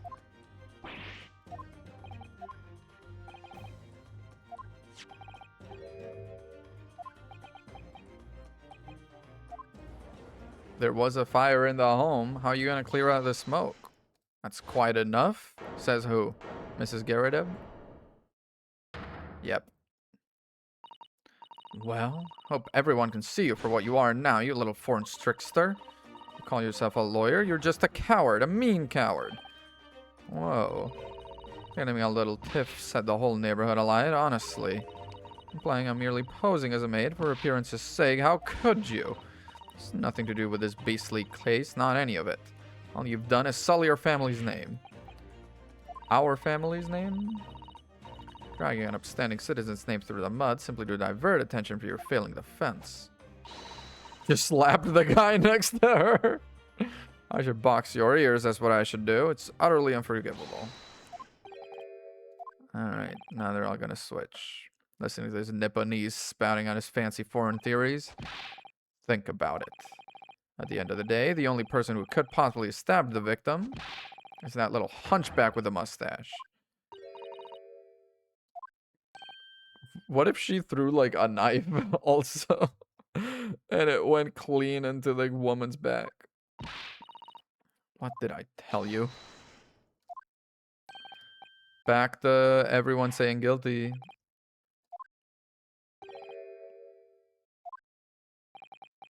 What is your position? What is your position? Your position? In truth, my lord, I feel these have been unnecessarily protracted proceedings. One must always exercise patience in order to savor the best vintage. Mystery of the Fourth Book still hasn't been. The fucking leg gets me every time. That's how I look stretching at the gym. With the exact same bent on the knee, dude. My legs are so unflexible. It's not even funny. You know, I can't even touch. I believe juror number 6 just said, huh? What did I say? What did I say? Huh? What did I say?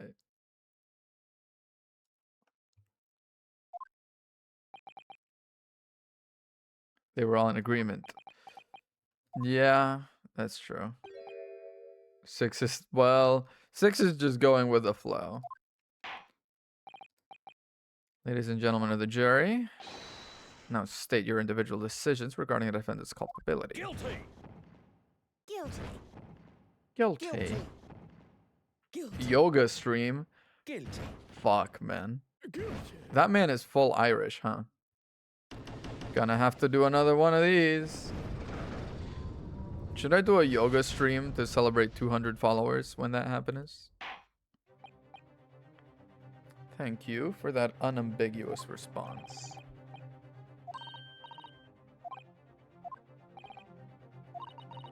Have you forgotten? Battle isn't over yet. 6 socks account. Sock accounts. Sock accounts? For real? Advances the right to another summation examination. We can do it as many times as we want. This shit's broken. Still have tricks up your sleeve? Absolutely. I mean, no. I uncover the truth. I have no tricks. What are you talking about, sir? Oh, to be continued. Hit me with a TBC, won't you? Yes, save. Thank you.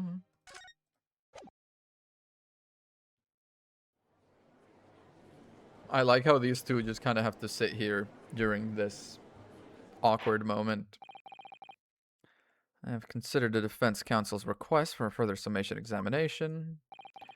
I've determined the court must uphold the defense's judicial right. What do you mean you have determined the court must It's a right. You determine nothing. It's a right. I can do it because I can do it. Not because you say that I can. Thank you very much. Counsel, you will now proceed with your second summation examination.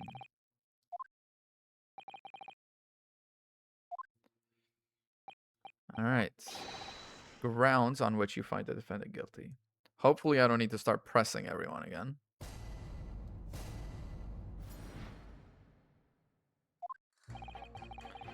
The accused left behind evidence of the scene, 3 books of his. A novel alternative explanation about how the victim was stabbed, I might reconsider. Okay. Can't be related to this crime if the window was closed. Okay, yeah. There's only a little book, hardly life-threatening, even with a direct hit. If I don't bring some pay tonight, okay, this guy again just wants to go home. I had a fire at home a while ago. It gave me the sneezes. Okay, I'm gonna press on that. I'm gonna be like, what do you do when you have a fire in the home? Open a window. Thank you.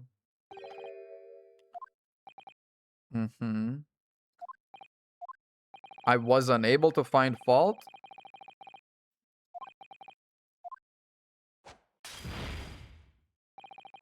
No one else was even at the scene to commit the crime. It could have been a thrown knife. Fail to see it, we're going to be argued any other way. Still, we can still do this. We're still allowed to do this, though. Who stabbed the woman and how? Name and a method. Yeah, Mrs. Garridub by throwing shit. That's my current idea. My current thinking. It's quite enough preamble. Proceed with the summation examination, please. Yes, my lord. The double slap. That's how you know we're serious. That's how we know it's for real this time. Yep. Found in the victim's hand. Must be a way to link the two.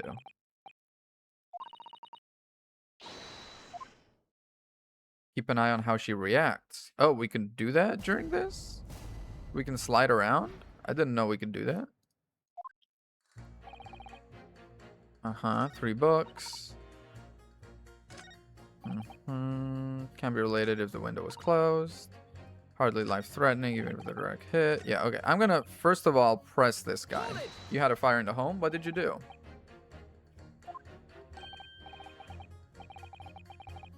Oh, I can slide around.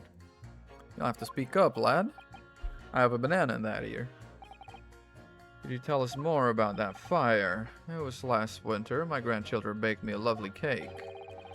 It had 75 candles on the top. Whoa.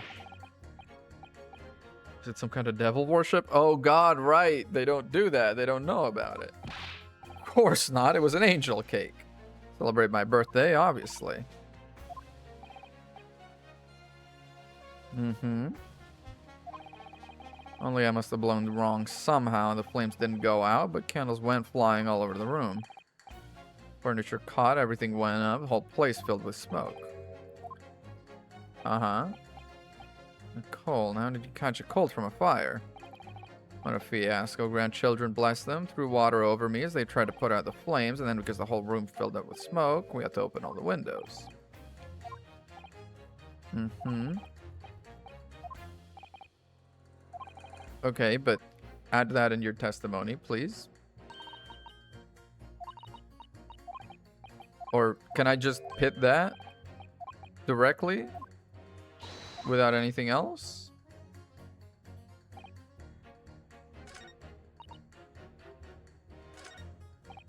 I'm gonna try. Yeah, our dyer have to open windows to clear the smoke. That's the chill gets you. Okay, he did update it. Objection. Thank you.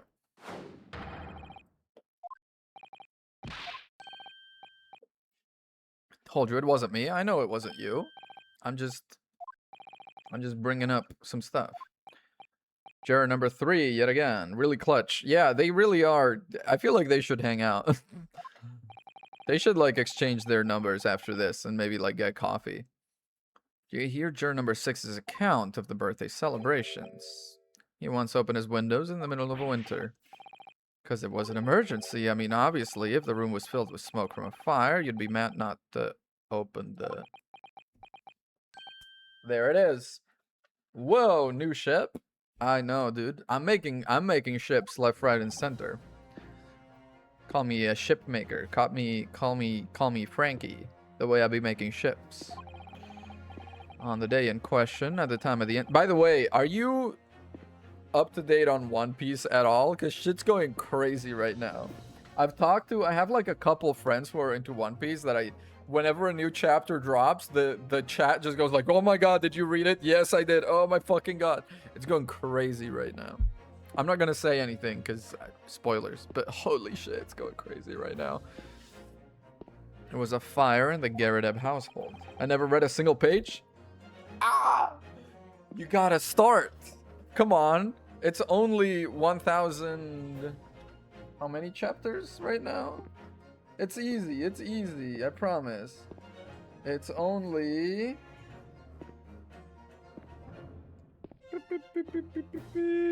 1,179 chapters. That's nothing. What's that? That's nothing. It's too big. I can't do that. That's the excuse everyone gives. But you go so quickly from it's too much to I hope it never ends. Because it's that good. Mr. Garrett had the following to say about it. Whole place filled with smoke. Clear this. That you cannot deny. Ma'am? You okay there? Excuse me. Juror number 4, do you have something to say about that? Do you have to go piss? Mrs. Garrett. Oh, dearie me. What's the meaning of this? How do you imply I'm hiding who I really am? I also won't read Naruto. That's fine. Naruto and Dragon Ball are weird exceptions because I know everything that happens in them without having really read them. Actually, I don't really know how Naruto ends. But Dragon Ball I do know. It's time to drop the pretense now. When the fire started in your house that day, did you or your husband open the window? Ah, I beg your pardon. Would have been thick with smoke after the carpet and bookcase caught fire. It's inconceivable you wouldn't have opened the window. And what if we did? There we go. Alright then, yes, you're right. My husband was frantically trying to open the window. Which can't have been easy since I continued to give him a justly deserved book battering. Oh, you never stop throwing until the anger subsides. It would be terribly bad for the nerves to do otherwise. Go piss, girl. I love the Gossip Girl edit. That's just go piss, girl. I love it. Significant step forward. Yeah. Simply must have had. Yep, added. Window was open. I'd clean forgotten, but it's true. Okay, pit that against this. Objection. I'm sorry, is that nothing? The window could have been open. Apparently, yeah, and it was. I mean, I guess they don't contradict each other, but they supplement each other. I guess I'm gonna have to start pressing. Clean forgotten, but it's true. Okay, let's press. Let's press you. You seem important. So it's very obvious signs of fire damage. The title of the book is The Lion's Pride. Same title as the book that Mr. Garrett told us he had been reading. Well, I really couldn't say. Did you or did you not throw at your husband the copy of The Lion's Pride he had been reading? I did. Okay. It was the first thing I could lay my hands on, so I hurled it straight at him. Now you come to mention it, yes. He was rather enjoying reading it, you're right. There you go. Because I couldn't, you insolent little man, I didn't remember. You pick up and throw whatever you can lay your hands on, as well you know. I don't really know, actually. Barely noticed I was throwing a book, much less the title of it. Okay.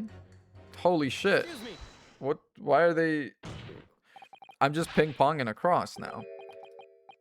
You know something? I've remembered what it was. That memory I'd blocked out.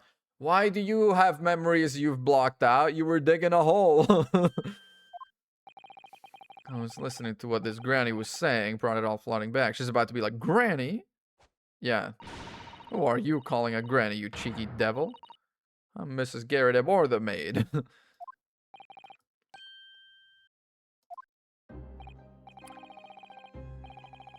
was about 2 weeks ago now. I just go back home after work, like. Put my hand in the pocket for the wages I'd just earned, and I nearly died. It was a hole. Every last penny had dropped out. You haven't heard half of it, boy. Okay, what's the other half? The wife was cutting up some chicken at the time. I could hardly get the words out, but I told her straight. I've lost the day's wages, love. Next thing I knew, the blade was whistling past my ears. Struck the wall behind me, it did. About an inch deep. Yikes. Could smell it then, you know, that god-awful stench of the Thames.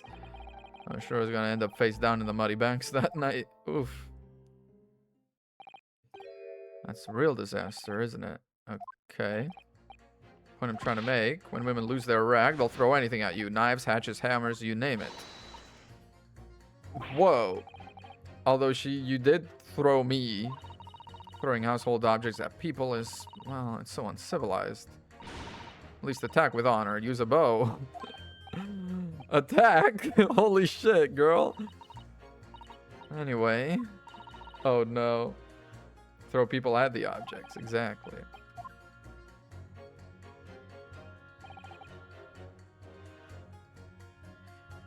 Uh-huh. Go back. How the victim was stabbed. Pit that against through the knife. Objection. Those two statements have a significant connection. Juror number 2, do you think perhaps this could be one such novel alternative? An alternative explanation is how the victim was stabbed in the back. We've demonstrated the 4th book, The Lion's Pride, that was found at the scene of the crime, originated in Mr. Garrett Ebb's room at the top floor of his house. He does have that, doesn't he? Therefore, it's equally possible some other object besides the book could have found its way from the Garrett Ebb household to the street below.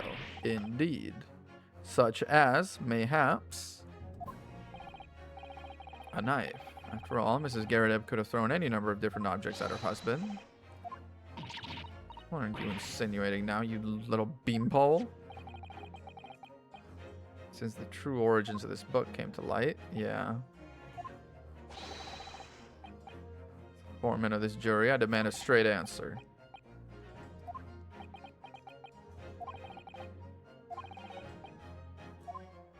It could be, though. Follow your gut. Follow your gut. It really is so funny. Like, if you block out his hair, he is just Phoenix. If you block out his hair, this man is Phoenix right.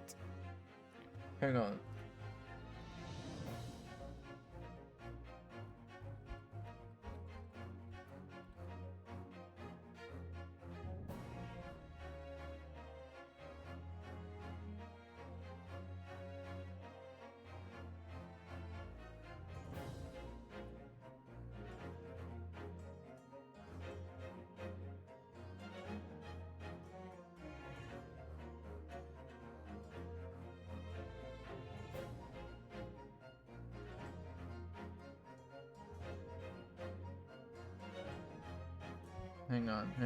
Hang on.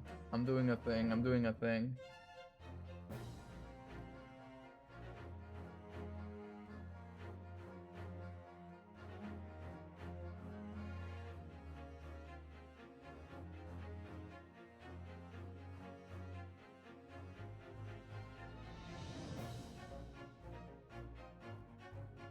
This MFer is Phoenix.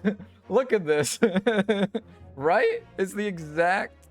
The eyebrows don't have the little squiggly at the end. That's for sure. But this MFer is Phoenix. His face structure is the exact same. That's so funny.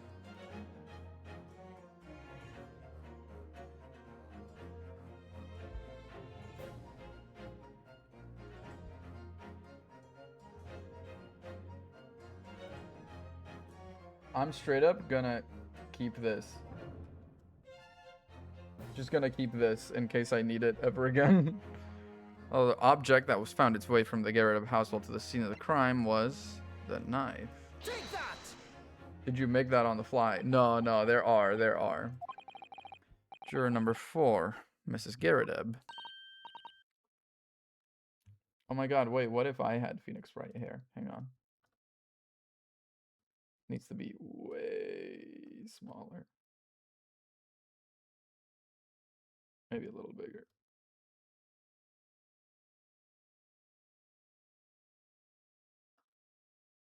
Actually, it's a little awkward, isn't it? The angle. Oh, girl, it's you. It's me, baby. I'm Phoenix. My hair is too fucking tall. I told you. See, this is why I can't grow it out. Because I'm pressing it down and it sponges right back up. What is this? What is this, man? Oh, man. Anyway, yeah, I'm gonna get to block it out. I must apologize in advance for this. I need you to confirm something else for the court. This knife. Have you ever seen this knife before?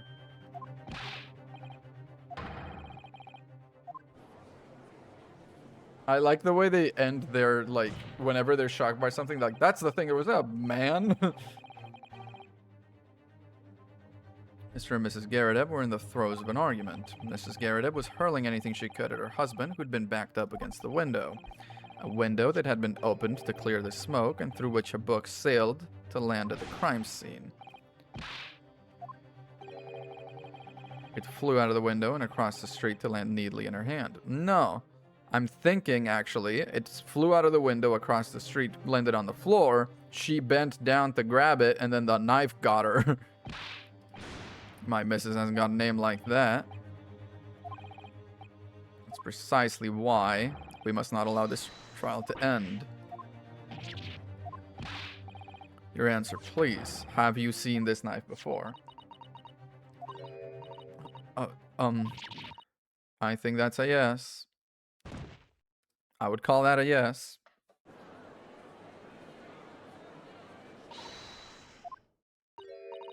I wish to change my decision. This girl is very racist, but also very open-minded in the weirdest ways. She's very racist, but also very open to having her mind changed. Certainly didn't see this coming, but... Oh! Bruce Fairplay! My man!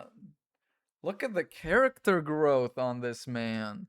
This man's had more character growth across 2 cases than the prosecutor for the previous game, which I'm not gonna go into because you don't know.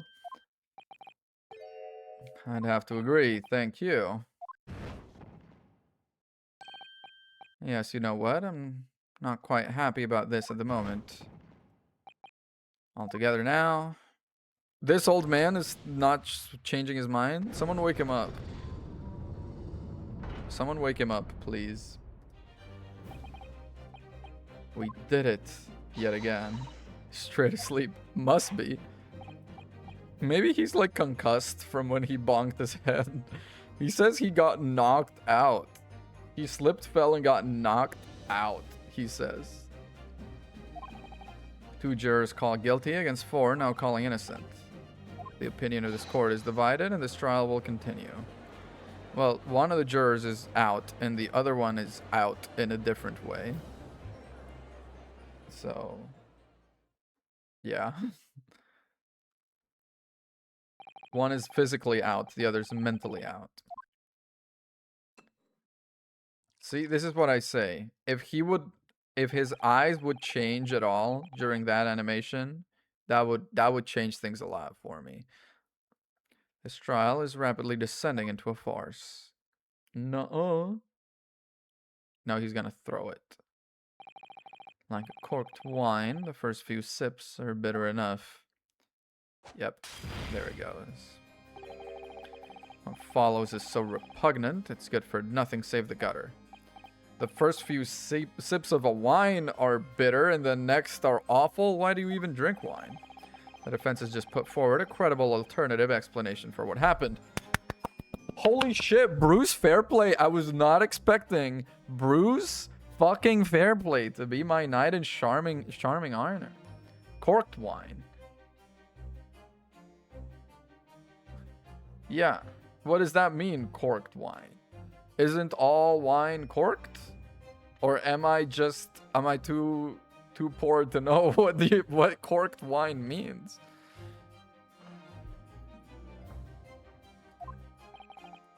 Incredible. Yeah, you're poor. Fuck. It's spoiled because of cork issues. The defense's argument is a joke to which I barely know how to respond. See, this, maybe it's not that I'm too poor to know. It's I'm too poor to even have these issues, girl. My wine comes with a screw cap, not with a cork. You must all familiarize yourselves better with the relative positions of those places being discussed.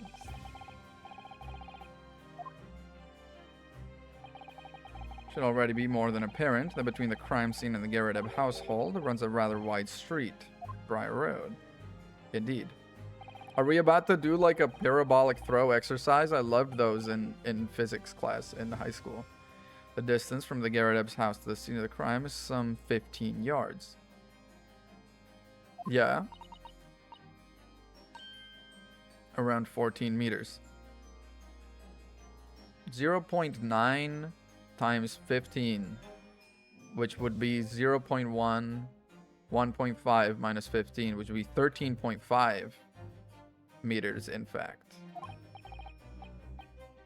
It's a little farther than I'd imagined. It's not that far, though. 14 meters?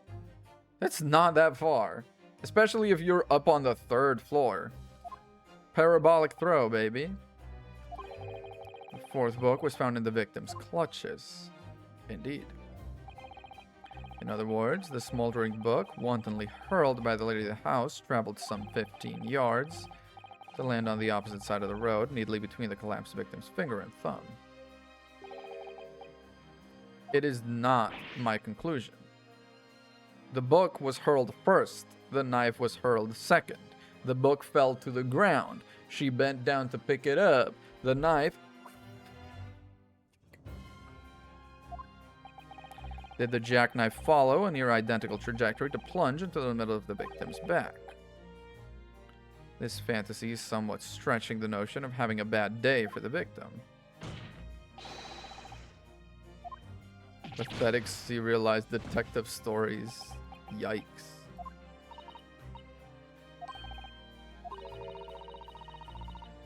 Are they? Oh, yeah, that's a sore spot. You don't want to mess with that.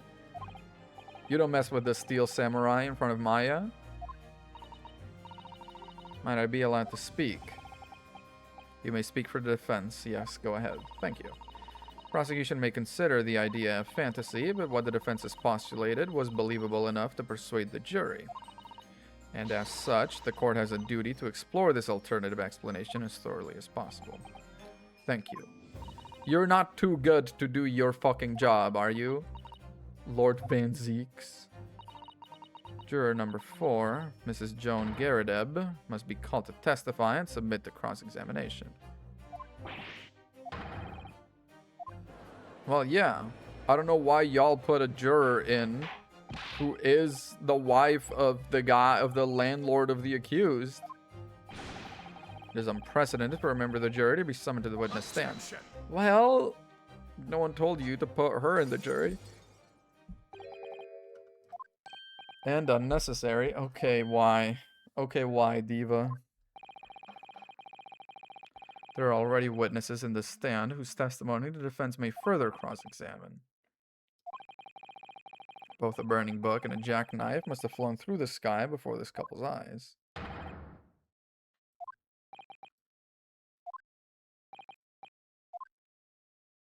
Can you testify to any of that? Yes, sir. Constable Roy Beat reporting for duty, sir. Good morning, officer. Sorry for dozing until now, sir. Oh, he's fully awake. I haven't slept for a month on account of a villain who's appeared on my beat, sir. Patricia, my darling, I've been neglecting you, but no more. Oh, you make me swoon. Oh my goodness. They are so in love, it hurts. Order the witnesses in the stand to testify again. Yes, sir. Is he awake or not? This case has nothing to do with Mr. and Mrs. Garadeb. Believe me, a London Bobby is good for his word. You see, sir, the windows to the top floor of the Garadeb house are top-hinged casements. Anything had been thrown out the window, we would have seen it. I did leave the scene to go and fetch help, but my trusty Rolly was there to make sure nothing was disturbed. I didn't take my eye off the scene for one moment, sir. Nothing strange to report on that front, sir. Can you say you didn't fall asleep on your feet? Top hinge casement windows. Yeah. Yes. Sorry about that. I must have been a little drowsy. No, sir. Okay. Top hinge casement windows, meaning they open this way, which would make it pretty hard for anything thrown to fly across. I think. You cannot excuse your ignorance with such trite remarks. I'm from a country where we have fucking sliding windows, okay? I found it. Guess your man back to the windows. Okay. Open. Oh, no, they slide. They don't fly out, so it's fine. Oh, no, they do that. Okay. It's a top hinged casement window. It swings open along the upper edge. I see. It's stay, a metal bar, which prevents the window from being opened beyond a certain amount. Absolutely correct, sir. In other words, if a book or a knife were to have been thrown through the open window, it could only have been at a very narrow angle. Yeah.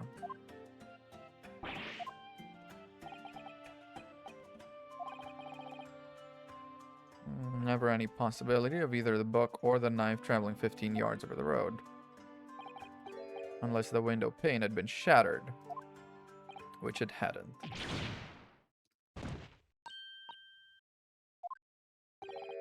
Oh yes, my darling, I saw it. I saw how he trembled before me. Okay, okay, chill out. Oh, Rolly, you're so strong. Come taste my fucking blade, Rolly. Come taste my fucking blade. Could drag yourself upright again. Yeah, okay. On it, sir.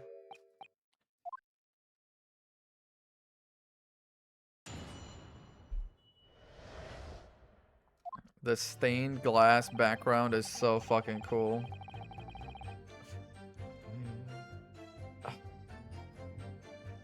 Get your mind out of the freaking gutter. You're worse than me, man. This case has nothing to do. Believe me, a London Bobby is good for his word. Well, the book in her hand clearly came from their home.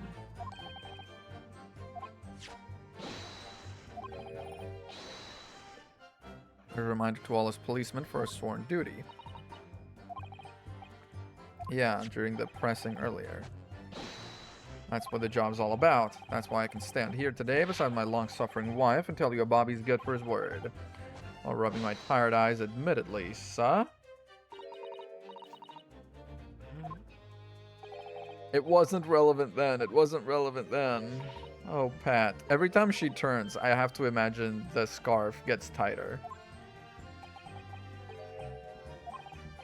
How can you say for certain this case has nothing to do with Mr. and Mrs. Garrideb? Could you answer the question? Absolutely, sir.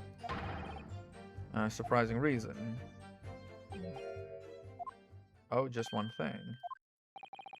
Very much like you and all your countrymen to understand the great British institution of Scotland Yard. Hope you'll take back some tales of us London Bobbies and how we uphold our guiding principles. To that end, sir, I'd be happy to lend you my warrant card for your perusal. You won't be able to get through it without shedding a few tears.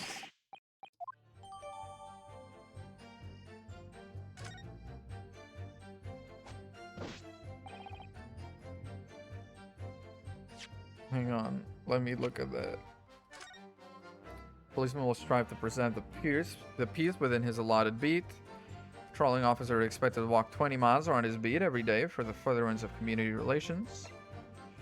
Any crimes fall under the jurisdiction of the beat in which they are discovered. When a crime is discovered on his beat, a policeman must assist with initial investigations and help detectives. Okay. Sure. Top hinge casements, indeed. They don't open fully. Yeah. So, apparently. They are to allow a bit of air through the house. They're restricted to how much they open. Is it possible? Is it possible that the catch was broken and the knife is what they were using to hold the window up? And some kind of like weird freak, like, you know, window cluttering closed and the knife just flew out? Which might explain why the tip of it is broken. Or is that like too crazy? Is that too Looney Tunes? Anything thrown out the window would simply strike the pane and fall to the street. Here is the location where objects would have fallen. Directly opposite the scene of the crime. Lurking. Thank you. It would have been so hard for somebody to mention this. Yeah, it would have saved us a bit of time, but also if we had been operating under the belief that they were top hinge casements and therefore nothing could have flown out of them, we would not have arrived to this point. Ryunosuke, you gotta take things as they are. How do you even know they're top hinge casements? Because you gotta bang on them to wake them up every morning, right? Oh, Sa, that's very simple. You see, I helped with the investigation yesterday. Okay. Excuse me. You have something to add, Mrs. Beat? You look, well, delighted. Some particular reason for that. I was just remembering, that's all. We really were so lucky. Lucky why? Well, of course I feel terrible for the poor woman who was attacked. Don't misunderstand me, please. But we were just so lucky it didn't happen on Rolly's beat. It was so close. He's back to sleeping. That's Street Briar Road. That's the boundary between Rolly's beat and the next one. Oh, so for sure Oh my fucking god, you animals! The crime happened here, which is on his beat. And then I bet you moved it here so it would be on someone else's beat. You fucking animals. Isn't that right, my love?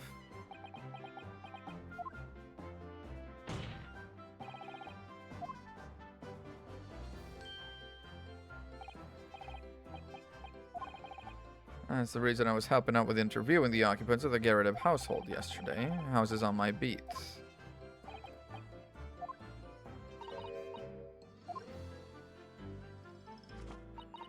The Garrett household is on your beat. Does that mean the pavement next to it is as well? Yes, ma'am. Pavement on that side of the road is part of my beat. Someone had been attacked just at the other side of Rye Road. We would never have been able to go for that meal to celebrate our wedding anniversary. That's the life of a Bobby, after all. You know what I think? I think it was the good Lord's way of rewarding my Rolly for all his hard work. 100%. 100%. One of y'all moved it. Maybe both of you working together. But maybe specifically you. Or maybe actually, I don't know which of them would have moved it. He seems like he really respects his code. And she seems like she's more into it for the image. But she actually really wanted to go on that dinner. But he also is madly in love with her and wanted to go on that dinner is the thing. They both could have worked together. Leave it to me. Okay. Now it's my turn, I think. Okay, it is. If anything had been thrown at the window, we would have seen it. Hold it!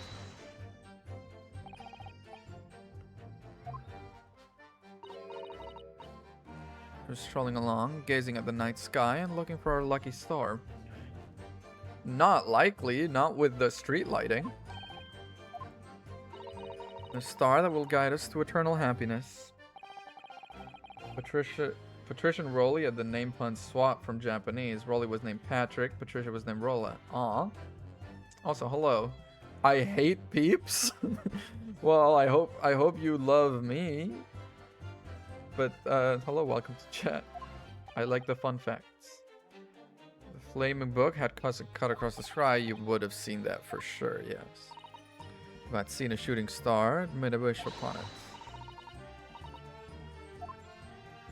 Oh, we couldn't actually see any stars. That is correct, sir. Sure as the night sky in London is starless, sir. And we saw the poor woman fall to the ground, so we ran straight over to help her. I did leave the scene to go and fetch help. My trusty Rolly was there to make sure nothing was disturbed. I don't know about all that. You went to a nearby police box. I would have known exactly where I was going, of course. You can't be expected to know the location of every police box on every beat, yeah. So we got a little lost on the way. Oh, that's why I love you. Your terrible sense of direction is bewitching to me. Oh god, these two. Can you stop it? CEO of racism. It's honestly, man. I gotta figure out what she's doing. Wait, I totally forgot about her. Yeah. We gotta figure out what's going on with her. I bet she's gonna be like the Dahlia Hawthorne of this series. Like I said, my Rolly was at the scene the whole time, making sure nothing was disturbed. True Bobby is never really off duty, saw. Didn't take my eye off the crime scene for one moment. Nothing strange to report on that front. Are you sure? That's correct. I had my eyes wide open the entire time, never looked away for a second. No one else approached the scene. Nothing was removed from it.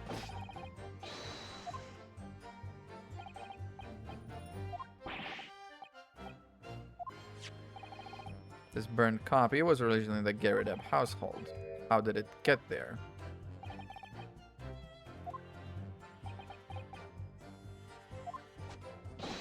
Aha. Could it be a different copy? I don't know about that. Straight people. I know. Even if that were possible, why would the victim have been gripping a book like that in her hand?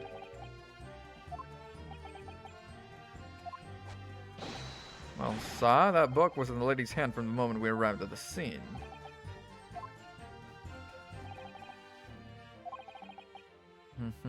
How that knife ended up in her back, how that book ended up in her hand. Okay, so as things stand with the updated map, we can talk. Actually, the map is not updated. Motherfucker, he didn't update it.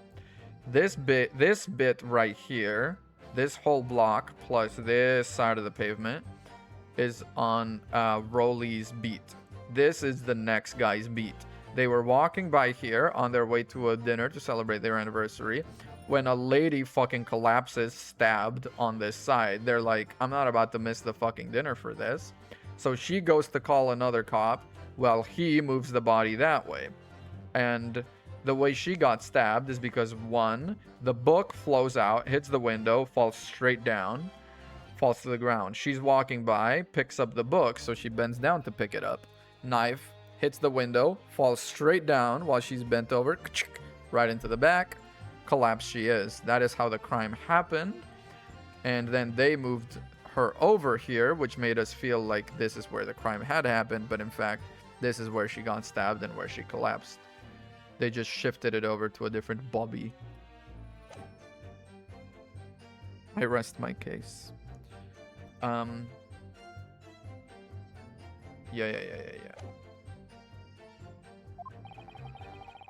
Now do the little dance of deduction pose. The dance of deduction pose? Dance of deduction? Why does that? Oh, the dance of... Hang on, yes, I know what you're talking about. The Herlock Sholmes thing. Where at the end, they're like...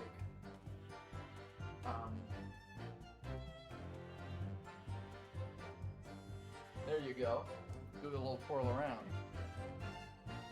I do know what a dance of deduction is. I forgot, okay? I'm a bit of an idiot, but I know now. I forgot for like a second. Can I ask you something? Please, Mr. Lawyer, sir? Yeah. You're doubting us, aren't you? I can tell. Can I ask you something, Mr. Lawyer, sir? My husband and I saw you across the courtroom, and we like your vibe. Please, just because I'm a woman doesn't make my testimony any less valuable. Whoa! I'm not like the rest of these freaking racist misogynists around here. You might just see me as the wife of a policeman, but I'm a woman of my word, I am. Uh-huh. No excuses, I don't want to hear it. My voice will be heard. Hey, please. Oh my god. This is the inspiration. Oh my god, this is the inspiration. This is the inspiration for the Blue Badger, I bet. This fucking movement that he's doing. Just like Ron and Desiree. Dude, just like Ron and Desiree, my beloved. I'll allow you to supplement your testimony if you so desire. Is she called Mrs. Beat because she beats him the fuck up every time? Path of least resistance is the sage one. I heard that. Thinks a policeman's wife's word counts for nothing, does he? Oh, watch out. I might let you get away with something like that, but my Rolly won't. He's back to fully asleep. Is this man narcoleptic or something? By this point, coffee was well established. My eyes never let me down. My sense of direction is a little off sometimes, though.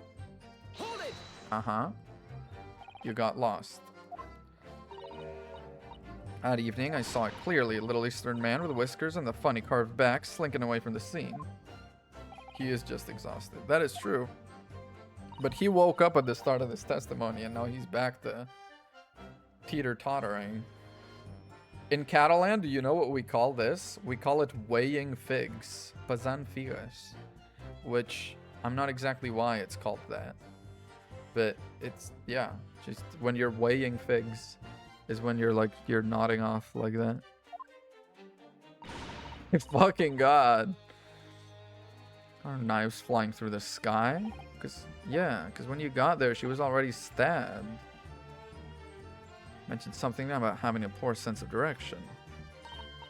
Oh, yes. Well, it's a little embarrassing, really. I always ended up in the wrong place when I've made arrangements to meet Rolly. Oh, oh, oh, oh, oh, oh. Excuse me.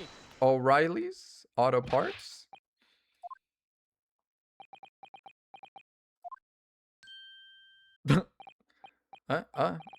No, sir. No problem, sir. Bring something to mind, perhaps. Retroactively a Japanese American because of this.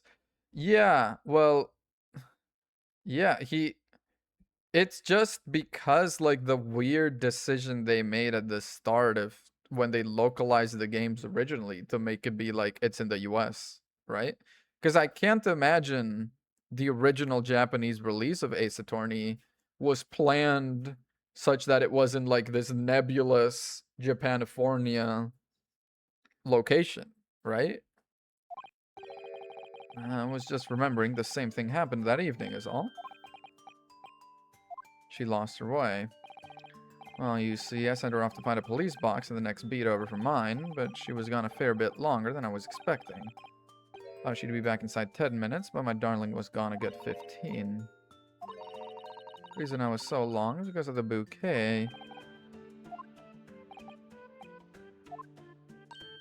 Oh, it was a present for our wedding anniversary, really so romantic. Saved up for it with farthings and halfpennies he found in the gutter while doing his rounds.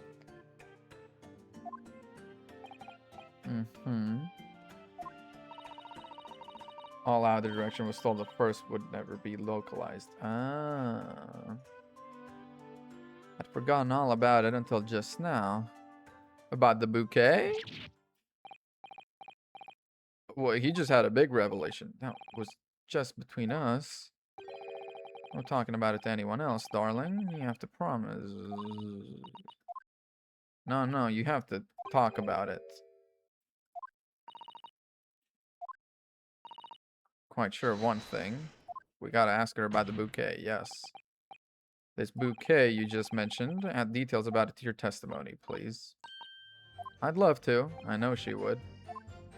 I know she would. I ended up losing my way for a while. Okay, yeah, let's talk about this bouquet. I do love just a good pressing fest. When you just start pressing a witness, and that just leads to more pressing a witness, and that just leads to more pressing a witness. You mean you dropped the bouquet at the scene of the crime? Yes, that's right. Oh, I was so upset. We ran over and saw it was a woman with a knife in her back. I dropped the bouquet Rolly gave me. It was in a dark spot. The street lights weren't casting any light, so I didn't notice at first. Came back to the scene together with the other constable. That's when I spotted my bouquet again, but the funny thing was, when I went to pick it up, it was nowhere near the victim's body at all. Baroque bungees? What is the pun supposed to be with Van Zeeks? Because Baroque, obviously Baroque, right? Because he's Baroque. I get it. Van Zeeks? Is it just like spooky? Is that it? Like Zeeks? Like, ooh, yoink. Like Jeepers type shit, Van Zeeks? Is that it? Or like what is it?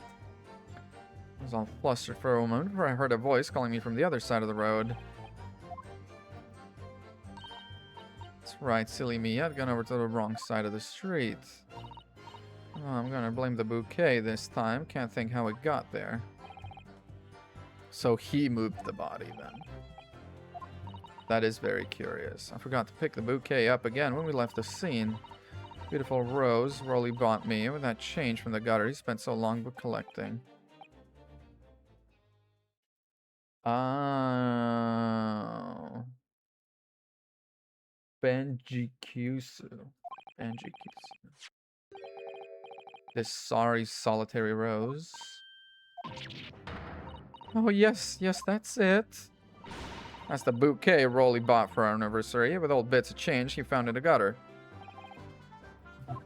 The bouquet.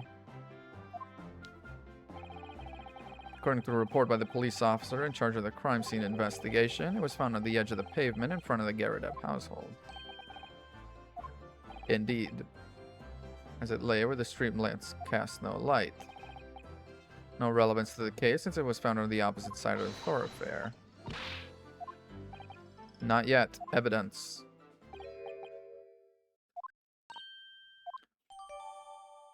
Anniversary bouquet.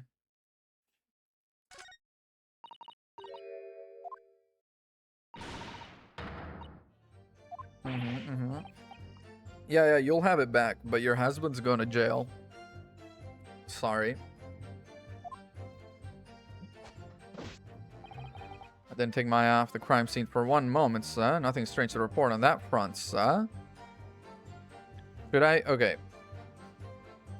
Should I just present the rose straight up here? Shock of seeing. Can I? Oh my god. I can get 3D with it.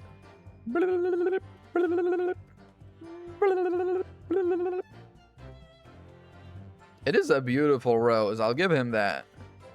Doesn't even have spines or anything. Wow. Wow. Okay, he kind of popped off. You know what? He kind of... If someone gave me this, I'd be happy. If someone gave me this, I'd be happy with it. I'd be alright. I'd be alright with it.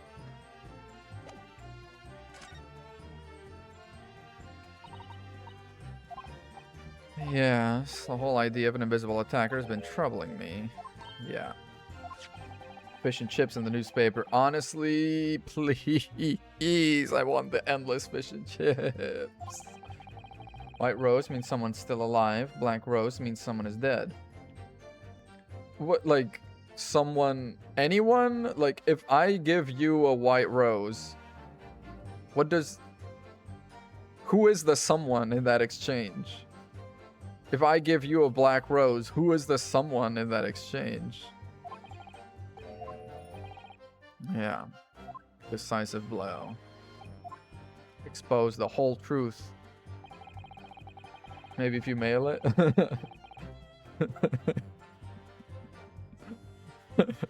If I mail you a black rose, who is dead though?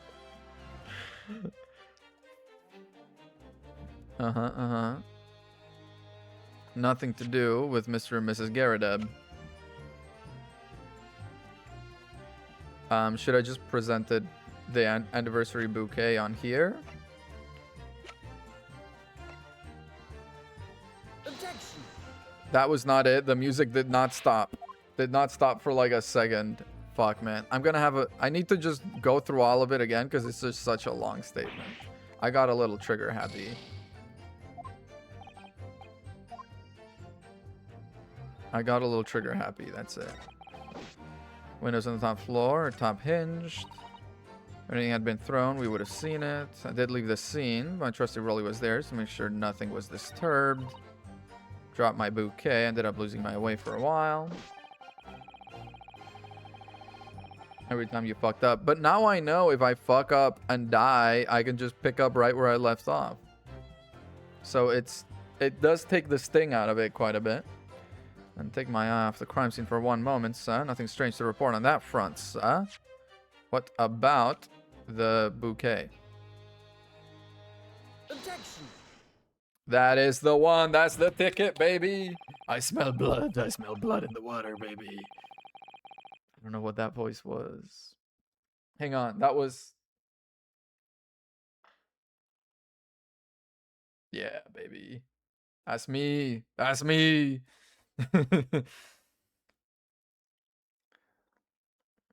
There was nothing to report in the 10 or so minutes you were guarding the scene. That cannot be. Wake up, boy. You're gonna sleep plenty in the dungeons. In your testimony just now, Mrs. B, you explained to the court. When the policeman assigned to that beat, the bouquet you had dropped to the victim's side was no longer anywhere nearby.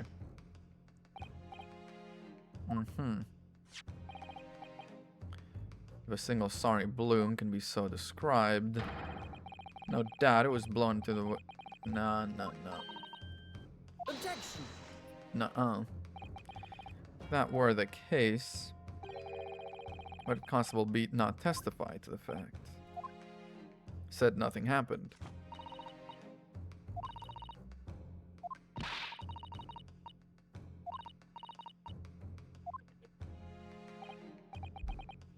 Sadly, it's not only your bouquet we're talking about.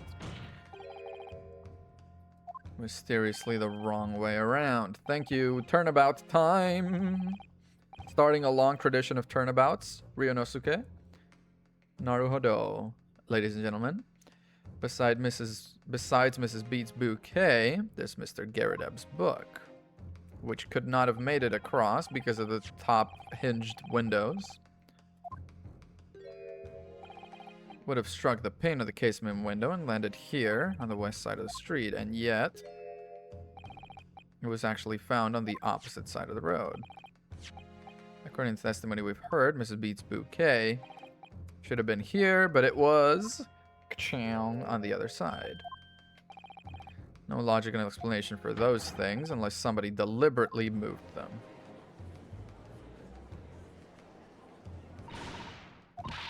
The way you're talking sounds like you think my rolly's done something wrong.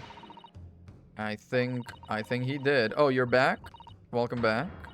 Why should we care? It's nitpicking. It's actually really important to the case. Deliberately meddling with the scene of a crime is a criminal offense. It's called obstruction of justice, I guess? Tampering. No, that's the one. Person responsible for this tampering cannot admit to it for a very subtle but compelling reason. Objection. Tell us, my learned friend, who would possibly have had cause to carry out such an elaborate thing? It is Mr. Rowley, of course.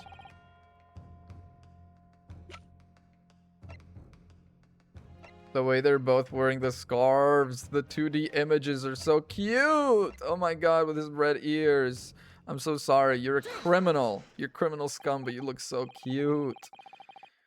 There's only one person it could have been. Constable Rowley B, it was you. How would my Rowley do something like that? No one's straighter than my husband. But trust me, I believe that.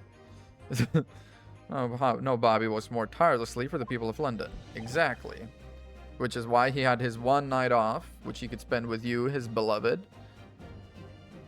And it was about to be ruined.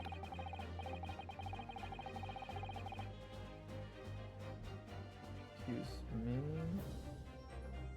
Okay. Said in your testimony, your husband asked you to go nearby police box to fetch the officer on duty. 15 minutes you were absent from the scene is the only opportunity anyone had to tamper with it. What about that Japanese man with the whiskers? I bet it was him. You both testified you saw him run away. And he himself... Yeah, Constable Beat would have seen him do it. When you dropped your bouquet, it was after the defendant had fled the scene. Yeah. Objection. What? You make accusations about the landlord, now the policeman. Like one very important thing. What motive? Claim the crime scene was tampered with. One reason anyone, to hide something. It wasn't to hide something. I mean, I guess to hide the fact that it happened on his beat. Why would we have anything to hide? It doesn't make sense. Yeah, I've got motive. It's the little booklet that he gave me. He would have had to stick around, help with the investigation. We have solved the dang mystery. If you are mistaken, I'm sure I need not point out, your reputation as a lawyer will be irrevocably damaged. What reputation as a lawyer, my man? I've walked into this courtroom twice, and both times I've been called the fucking, you know... I've been called everything. Come on. Slap your cheeks, get to work. Motive was to hide where the victim fell.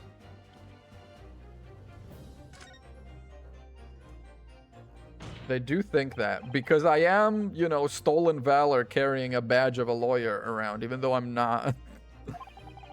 That is what this Bobby had to cover up at all costs. Where the victim fell, where she was attacked. What are you talking about? We told you at the very start. Pavement of Briar Road. Yeah, but which side? In fact, that isn't where the victim was stabbed at all. This man's just sleeping through his downfall.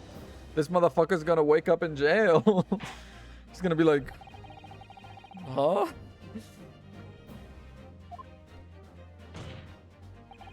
That's your assertion. The court is dying to know, my Nipponese friend. Call me Japanese, man. Nipponese just sounds like you're trying. I don't know what you're trying, but I don't like it. With like me on the SS Buria. I was trying to find the sprite of just like the hands coming up with that handcuffs on them, because I feel like that would make a really good Twitch emote, but I can't find it anywhere. Where are you proposing the crime actually took place? Right here. Take that! That's the opposite side of the road. Why did the victim cross the road to get to her anniversary dinner? Mr. Garadeb's book fell directly down from the open window above, and your bouquet never moved at all. What did move was the scene of the crime.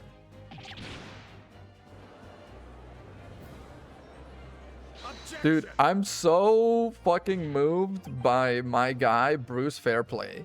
I just have to keep, every time I see him, I have to like give him a little love, a little brotherly love. I exposed that MFer for trying to make my client look more guilty just 2 days ago. Exposed the debt that he had, exposed him as an embezzler and a gambling addict. That MFer still went like, you know what? You've got a point. Not guilty. That man is whatever, say whatever you want about him. He's right or fucking die. I don't care. I'm besties with Bruce Fairplay. These witnesses both saw the moment the attack took place. With my own eyes. Yeah, but you've got terrible sense of direction, and he moved the scene of the crime. When you saw the incident unfold and ran to the victim's aid, that was actually on the west side of Briar Road. Can't have been. Why not? Arranged for you to be absent for a while by sending you for help, and during the 15 minutes you were away, he transplanted the crime scene. Moved all the things shown in this print, the victim herself, the 4 books, to the pavement on the east side. Overlooked the bouquet because it was away. It was out of the light, and he had no reason to believe you had dropped it. Told the court just a few minutes ago about the discovery. It was somewhere the light didn't hit it. Which is why it was only a bouquet. It was only a bouquet that was found in its original position, the pavement on the west side. The music's really fucking kicking on. I'm into it. And that is the defense's theory about what really happened. How do you respond? Constable Rolly beat. He's gonna be like, motive? Motive?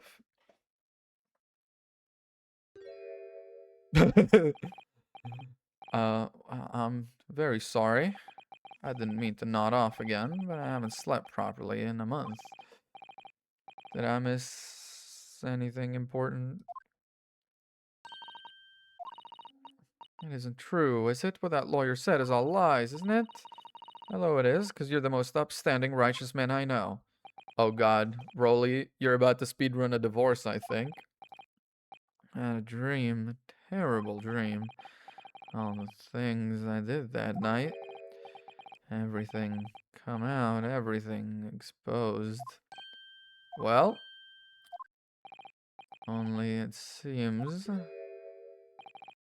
it wasn't a dream at all.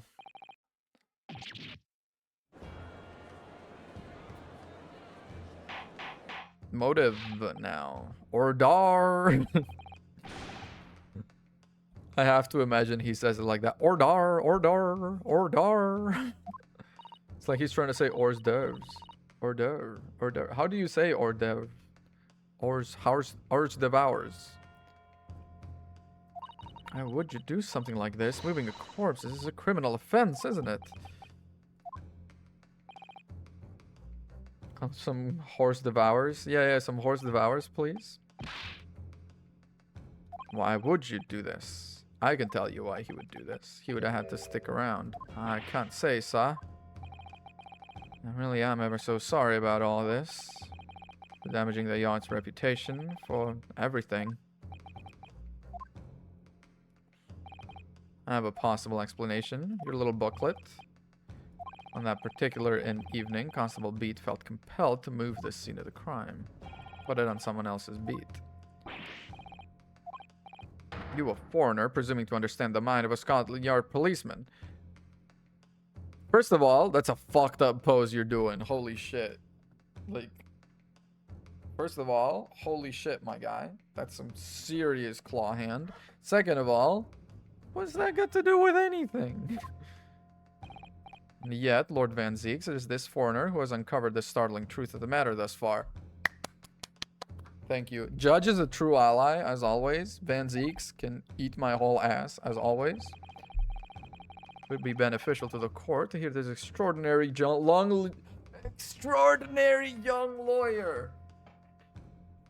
Can you testify as much to, like, everyone?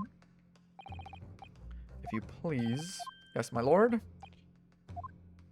I've got the evidence. He gave it to me. Human emotions are the same.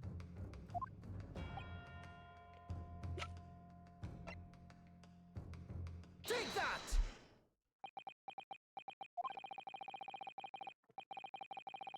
I've only just arrived from Japan, which is why all this information about London's so-called bobbies is completely new to me. I've learned that, though honorable, patrolling the beat is the most demanding work in the world, for example. Keeping the peace, looking after citizens, yeah. Young Bobby is charged with a great deal to do each day, indeed. It's funny to find... What? It's funny to find replace... Oh, find and... Find replace like a command on fucking Word, you're saying. I was like, funny to find replace? That's not a sentence. I'll look chalice with that ass. Smashing that ass. Forgive me for throwing that ass backwards during court proceedings. On account of this bouquet, my lord. Very first wedding anniversary. Constable Beat had worked so hard to be able to afford this simple gift for his wife, and was so looking forward to taking her out for a celebratory meal. When they stumbled upon a crime along Briar Road. On his beat. What must have gone through the man's mind? I was looking forward to celebrating my wedding anniversary. Exactly. It was very much like out of love, but still pretty rough. Among the rules for patrolling policemen, it says, when a crime is discovered on his beat, a policeman must assist with initial investigations and help detectives. Constable Beat. Is that or is that not the reason why you moved the whole scene of the crime that day? Yes. There it is. Everything you said, it's all right. All to do with the boundary of your beat, indeed.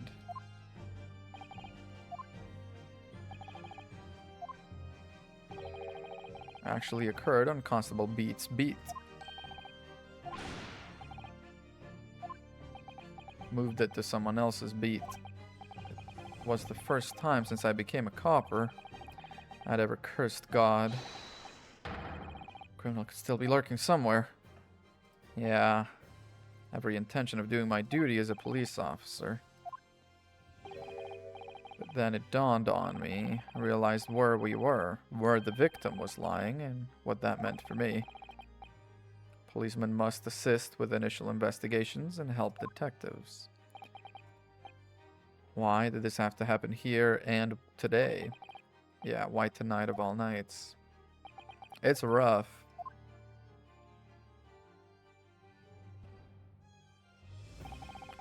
It's a cop's job to guard the scene of the crime, so I told Pat she'd have to go to the nearest police box and fetch whoever was on duty there. When I opened my mouth to speak, just came out. Sent them to someone else's beat. This is the beat next to mine, Pat. You'll have to go to the police box that covers it. Turn right along Meerschaum and then... Yep, there it is. I bet they could have... He could have just been like... He could have just called the guy anyway and been like, hey, I know this is technically on my beat, but I'm literally taking my wife out for like anniversary dinner. Can you stay here and I'll make it up to you? Like, didn't need to be a crime. Didn't need to be a crime. Could have been solved with a bit of humanity. But okay.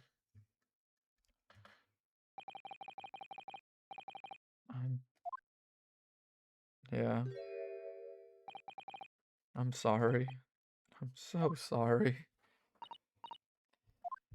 There it is. I just wanted just that one night to take my Patricia out for dinner. Just that one night. Yeah. If the incident was on your beat, your evening of celebration would be ruined. Whoa. How do you, an Anglo-Saxon drunkard, know what the hell he was talking about? Only Japanese minds can know these things. Only Nipponese can deduce these things, not you. Just across the street to the east pavement of Briar Road, which is the neighboring beat. Exactly. Well, I was sure the victim was dead. Of course he did. Otherwise, my Rolly would never have left the poor woman on the freezing cold pavement. It's a very accurate experiment. God got me back for my sins, didn't he? That's why I missed the rose I bought for Pat. I should never have dropped it in such a dark place.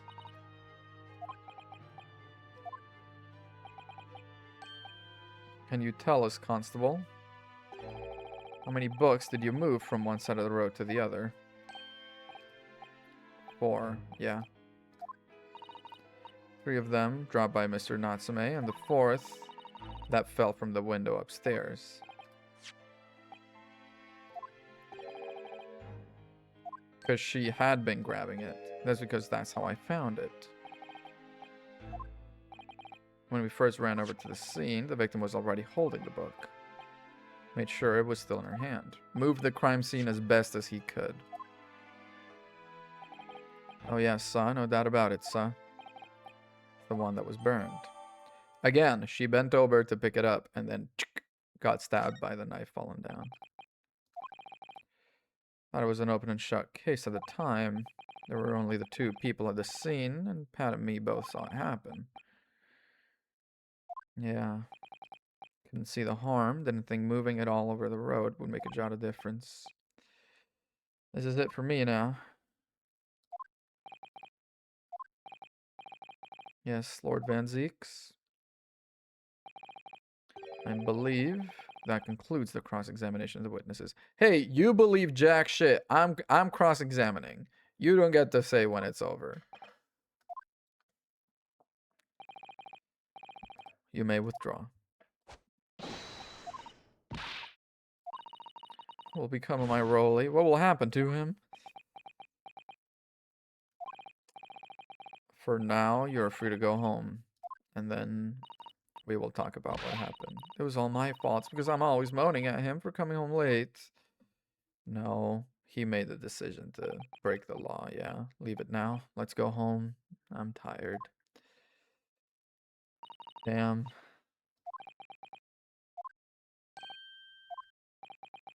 Let this be a lesson to you. In a criminal investigation, every detail matters, however insignificant it may seem to you. Carve that lesson in your mind. And never again make the mistake of tampering with the scene of a crime. Again? So he's gonna keep his job. Leave now. This trial is not yet over. So he's got a little bit of a heart of gold. For people that aren't Nipponese. Whatever. Whatever. Who cares? Indeed, nevertheless, there are some immutable facts. Heart of racism. Yeah. He's the only person who could have possibly committed this crime. Didn't we just finish explaining how the things couldn't have flown from the window across the street and they would have dropped directly below? Didn't we just finish explaining that? And then we just finished showing how the body was actually directly below the window? You idiot! My God. Thank you. No, I disagree. Now we know the true scene of the incident. There is someone else. Another person who could be responsible. I believe the prosecution is probably well aware. He's just trying to muddle the facts. Very well. Name the person, if you will.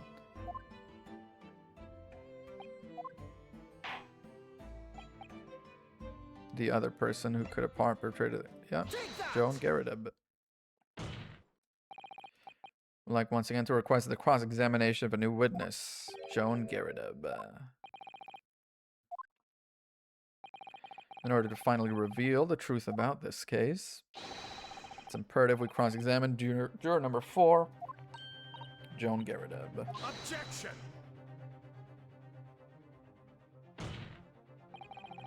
Has already been denied. Objection! Because at the time we thought the things couldn't have flown across the fucking street. Do I need to spell everything out for you? At the time of the incident, you were engaged in a violent argument with your husband, Mr. John Garrideb. In the course of the argument, a minor house fire was ignited, and to clear the smoke, your husband opened a window that looks over Briar Road. You threw this book at your husband when he was cornered with his back against the window. Upon striking the pane of the open top hinge casement, the book plummeted directly down, finding its way to what we now know to be the scene of the crime. You were beside yourself with rage. You threw not just books, but anything you could lay your hands on, as you yourself testified. This knife, the one removed from the victim's back, have you really never laid eyes on it before? If she passes out again, I swear to God, I don't recall it. Am I supposed to remember everything I picked up and threw at my husband? Anyway, the man over there and all that regalia said members of the jury needn't testify. Objection! Whoa, needn't? Excuse me? Yeah. Make no mistake, you jurors are not special. You are not immune to the judicial process. Thank you. You know something about this knife. Let the truth come out. It's a common or garden knife. It could come from anywhere. I have several like that at home. If one went missing, how would you expect me to know? You've got several at home? Everyone's like, girl? Mutual truth pursuing? That is a big step in a lawyer-prosecutor relationship. Like opening a joint bank account. I couldn't bear the thought that I'd injured someone. Do you hear? I couldn't bear it. You say, after you have been pouring scalding tea all over your husband's parts and thrown shit at him? Gonna buy a Subaru and move in together. Oh my God. And they were roommates. I see hard evidence if you're gonna insist on this being my fault. Then I threw the knife.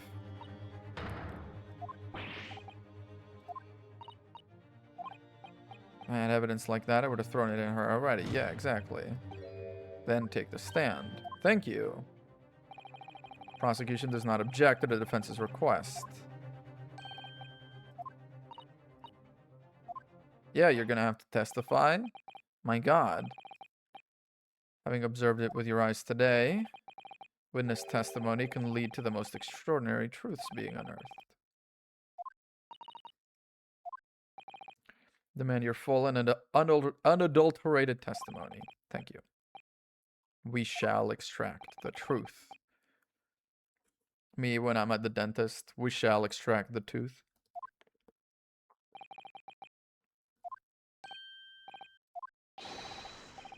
That's what I'm hoping for. Damn right it is. Damn right it is. The music is so good. First time since arriving in this country, it feels real. I am a lawyer. The Old Bailey, and I'm a lawyer. He's got 2 little spikes. Do you think they just get more spikes with every generation?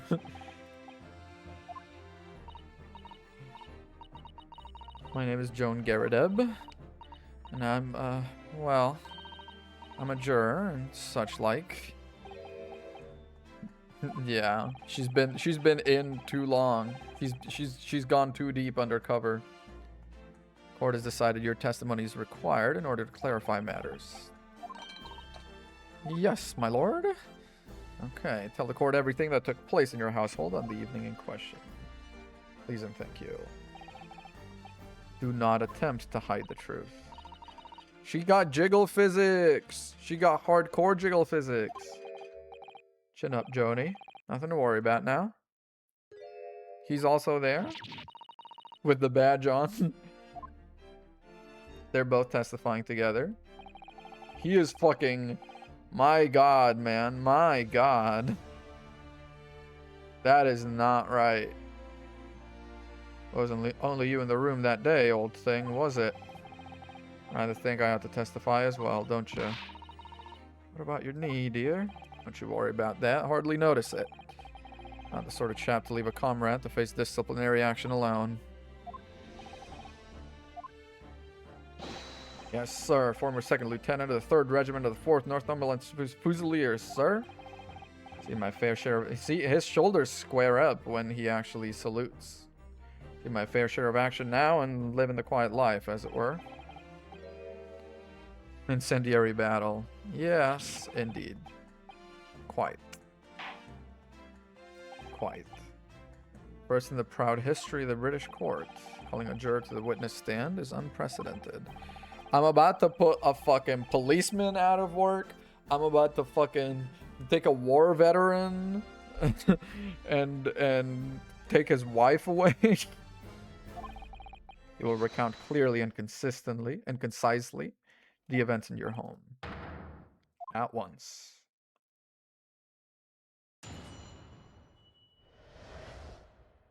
The Battle of Garadeb. That's so cute. He is kind of a homewrecker, isn't he? Yes, on the day you're referring to, the wife and I did have a bit of a skirmish. What you might call guerrilla warfare. Knocked the candlestick over and set fire to the carpet. Soon had it out, though, and got the window open. Meanwhile, I was picking up whatever I could find to throw at him. Plenty of knives around our place. Can't say I'd notice if 1 or 2 went missing. That bally thing in the victim's back really was one of ours. You didn't have a job proving it, I think.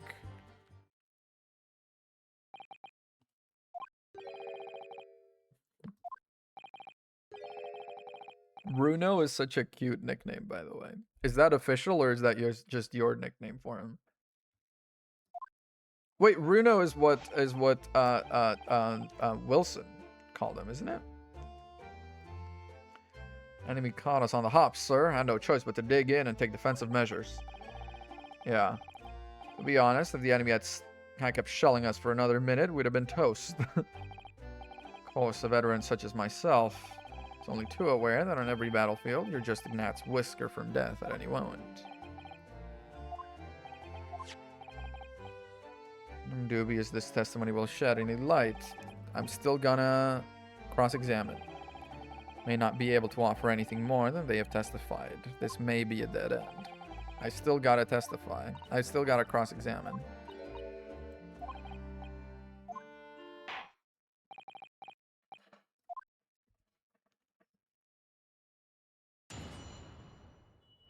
Now, I know Soseki Natsume is not gonna die after this because of the Reaper of the Bailey curse or whatever.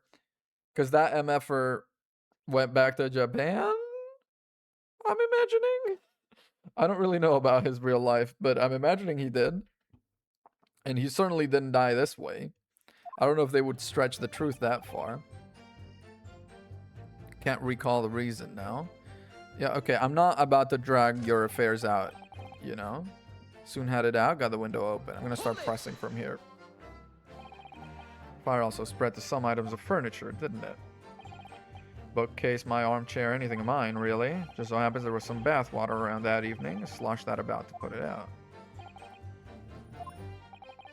There's a 3-story townhouse in the west side of the street where the water main isn't connected. Have to draw water from a public water pump during the day if you need any. Yeah. Although, a little mustache Japanese man buys water in bottles, I believe. Receives a stipend for his studies from his home country. Until 1916. Okay. Also, hello, Astro Dude. I haven't seen you in chat for a hot second. How are you? 1916, dang. Uses all of his income to buy books. Yeah, I think he probably eats them at this point. He reads them and then he eats them. Point is, I was able to douse the fire with water, fortunately enough. Indeed. I was picking up whatever I could find to throw at him. Such as knives? Even though the room was on fire.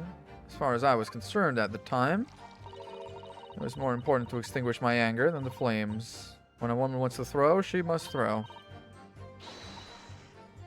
Not true of a Susato takedown. I don't know, girl. You did kind of throw me around to your heart's content.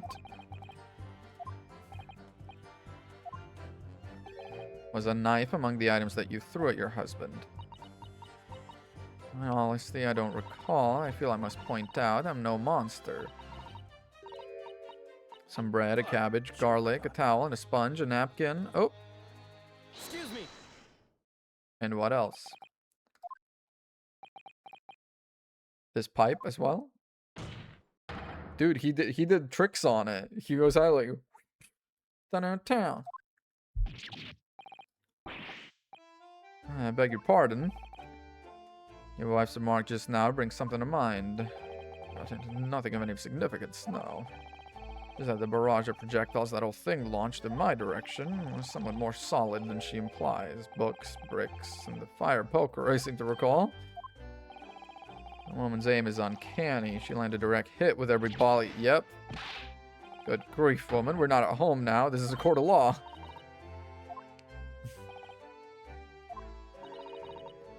Honestly, John, I never have thrown such things at you. He does do tricks on it. Take a look at this, then. How do you suppose that happened, huh? He threw the pipe. I had this thing in my hand as usual at the time of the onslaught. Knocked it clean out with one of her soft projectiles she did. When I went to pick the thing up, it was broken in two. I'd like to see a sponge do that sort of damage. Yeah. Never have been sent flying unless it was hit by something pretty solid. Managed to bandage the thing up for now. Oh my god, is the tip of the knife in the pipe?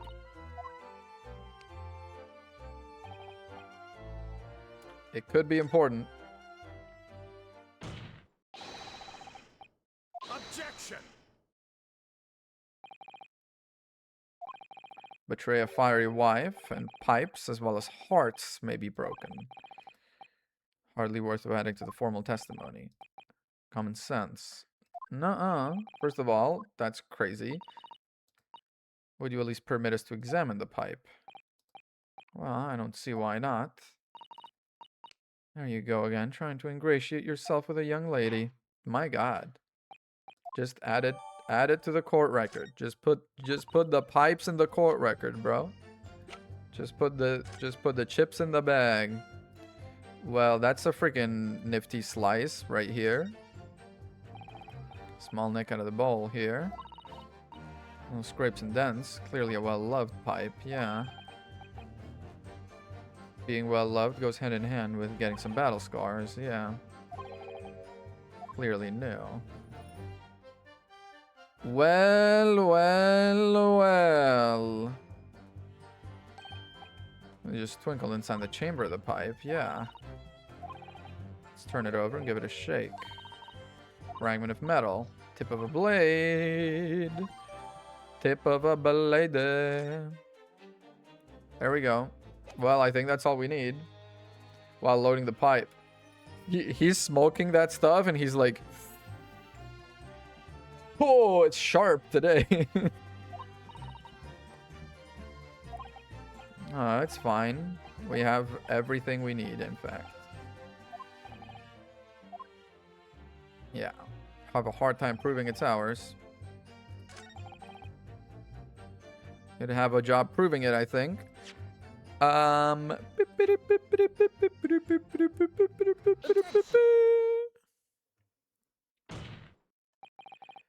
Garadeb, can I ask you to take a look at this? You can ask, but I can't see a bally thing. His eyesight's not good, yeah. Dead-Eye Deb. Oh, Deb for Gary Deb, okay. That was some time ago now, even when I'm trying to enjoy a large print book by the fire. I struggle to tell a B from a D and a P from a Q, to be honest. It's rather wearing being asked about every other letter and every other word. You must D very doozy. Okay. Uh-huh. Almost certainly from the tip of a blade. Is in fact a crucial piece of evidence. Inside the pipe. My pipe, you say? By Jove, I wonder how that got in there. It is some way related to the matter. Oh, indeed. Why you gotta slap yourself for that one? It's slam dunk. When put together with another piece of evidence, believe this tiny fragment of metal will unravel the whole truth of this case. Oh my God, his ass! Oh no! Sir, you're showing your whole ass in court right now. Please. Oh, that's so funny. The knife. Take that! Is the knife that was found in the victim's back. You will see there's a small piece of the tip of the blade that is missing. Criminals who use them regularly leave the tips lodged in their victims' bones. No doubt its tip has suffered similar fate. Dude, is this guy not... Is this guy okay? Does he not have object permanence? Is he a baby? Were you born literally yesterday? Asking not like as an insult, but out of actual curiosity. Were we not waving the tip of a blade around in court literally 1 minute ago? And you're like, ah, yes, surely this was fucking my guy. That's not the case. The tip of this particular knife's blade is the very fragment of metal we discovered in the chamber of Mr. Garadeb's pipe. Don't believe it. They are a perfect match. Thank you very much. Good golly gosh. I need him to say great googly moogly for me, please. Order. Some sort of Eastern sorcery. You watched me shake the pipe out. Everything he does is so diva. Have you seen his pointing animation? He goes like... like, that is so diva. A miracle.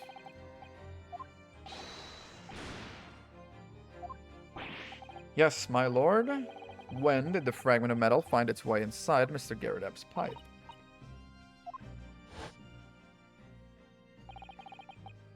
Yep. Knocked it clean out with one of her soft projectiles. The jiggle physics are back. That's how you know we've got her. During the argument, Mrs. Garredeb flung this knife at her husband. However, knife missed Mr. Garredeb, instead striking the pipe in his hand at the time. Caused the tip to break off. That is when the tiny tip of the blade found its way inside Mr. Garredeb's pipe. Whoa, not tiny. Average, surely. Humongous, even. Chances that are 1,000,000 to 1. And yet, there's no other credible explanation. Listen, I'm attuned to Ace Attorney writing at this point. Then, after losing its tip, the knife ricocheted off the pipe and flew out of the open window.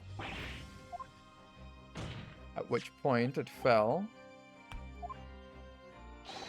It's the very same knife that struck the victim in the middle of the back on the street below.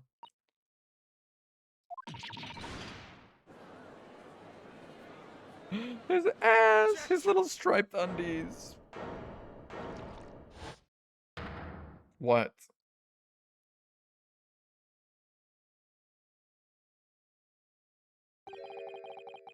Full body theory, I'll give you that. Theory? Did you not see how they match?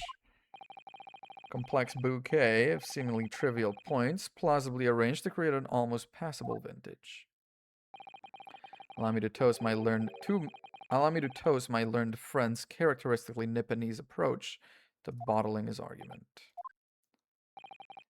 After all, it is just a theory. A game theory.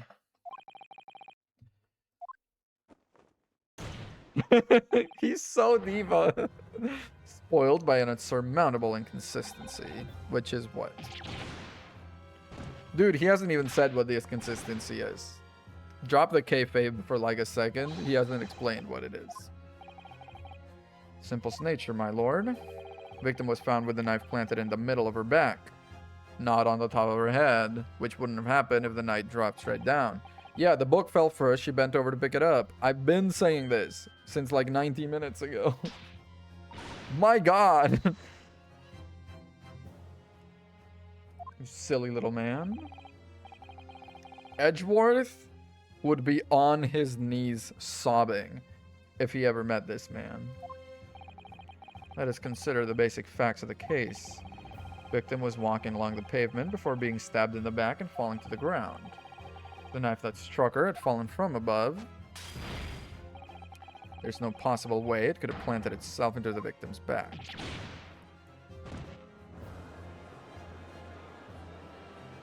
His booty. That's exactly right. If the knife had fallen her from above, it would have struck her on the top of her head. Yes, but again, dude, if the fact is it struck her in the middle of her back, so let's consider what position she must have been in for it to... He's lost for words. It's crazy. I've brought them to water and these motherfuckers will not drink. They will not drink. I've brought them to the most pure, crystalline mountain spring of water, and the motherfuckers will not drink. I gotta get me a funnel and just fucking make them chug. My God, man. It cannot stand. Your theory, my learned friend, is history.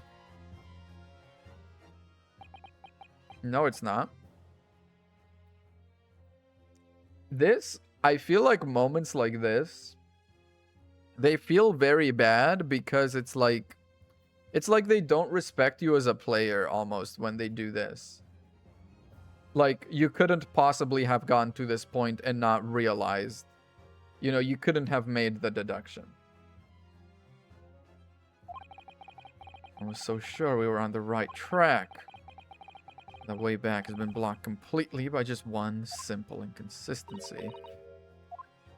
In other words, we simply need to eliminate that one inconsistency. Yeah, they do.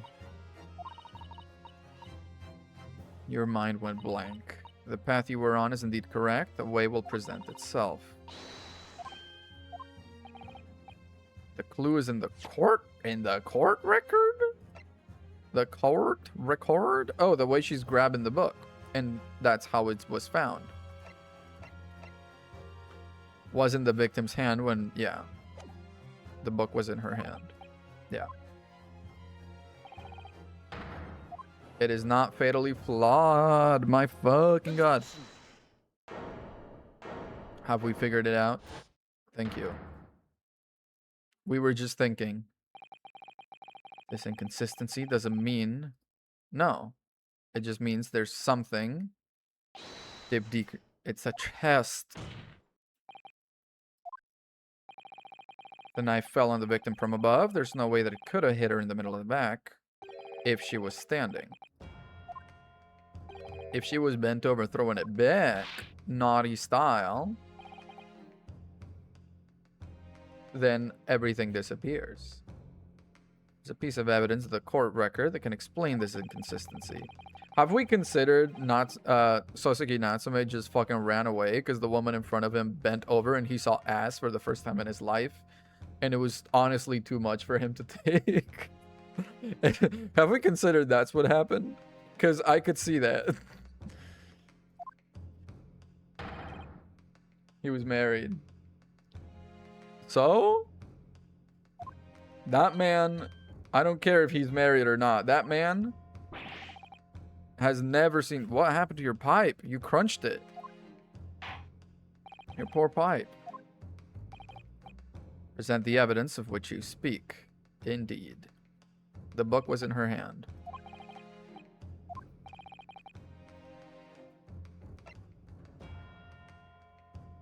Take that!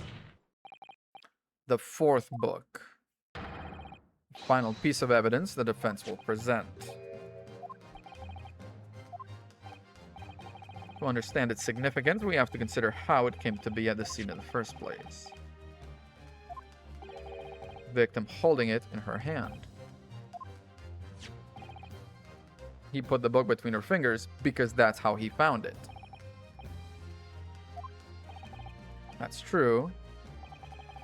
As part of his testimony, made an extremely enlightening statement. That is where he found it.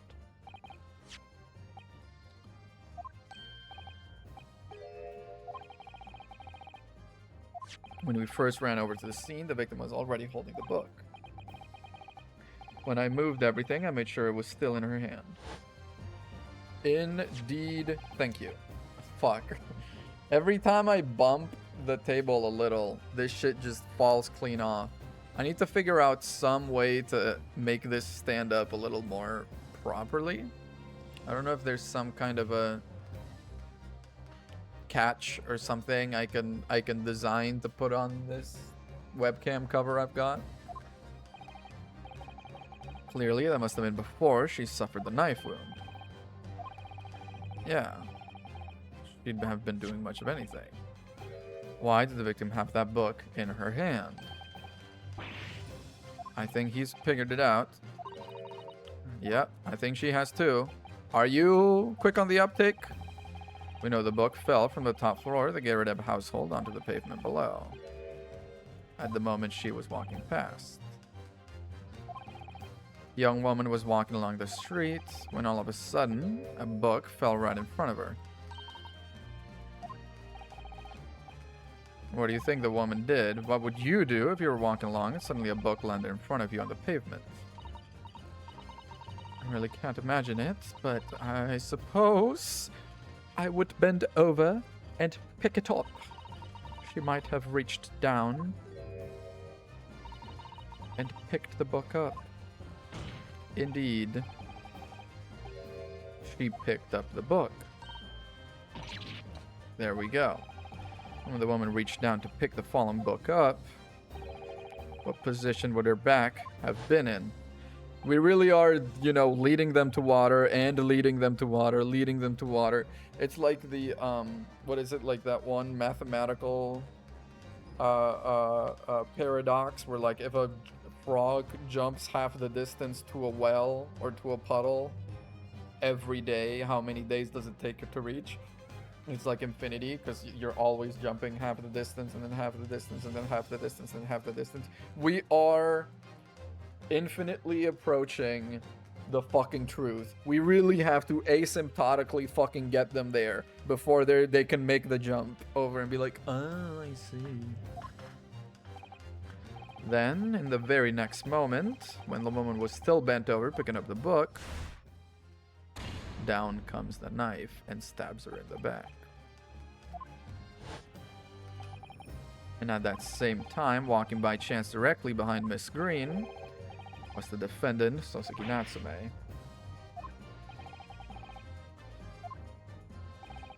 Can you imagine this shit happening during, like, the Steel Samurai shit? When it was, like, you know, pushing someone over the fence and then getting stabbed on the fence? And they were like, yes, but imagine if D. Vasquez had pushed him over the fence, in what position would his back be? And what position is the fence post sticking up in? Indeed. Like, holy shit, man. The dark and the fog, he didn't see the knife falling on her from above. Constable and his wife saw no one but the victim and her apparent attacker. There was nothing more than a series of unlikely events that culminated in an unfortunate accident. And that is the real truth behind this case.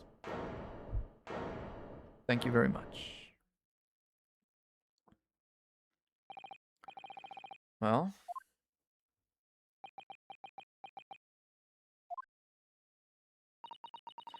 very first time you showed me that knife, I had my suspicions. I wondered if perhaps it might have been something like that. There, old bean. It's a bunch of tragic couples in this fucking case, isn't it? Never meant for anything of the sort to happen, but it was all my fault, wasn't it?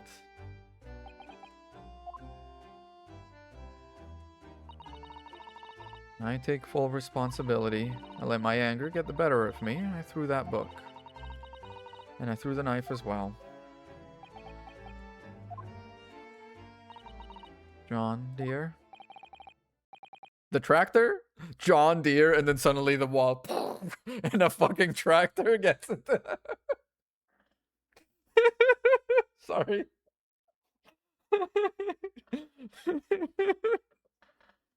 You gotta make your own fun with these games. You gotta make your own fun. I'm ever so sorry. Truly. I'm sorry. You've been missing out so bad. You really have been. They're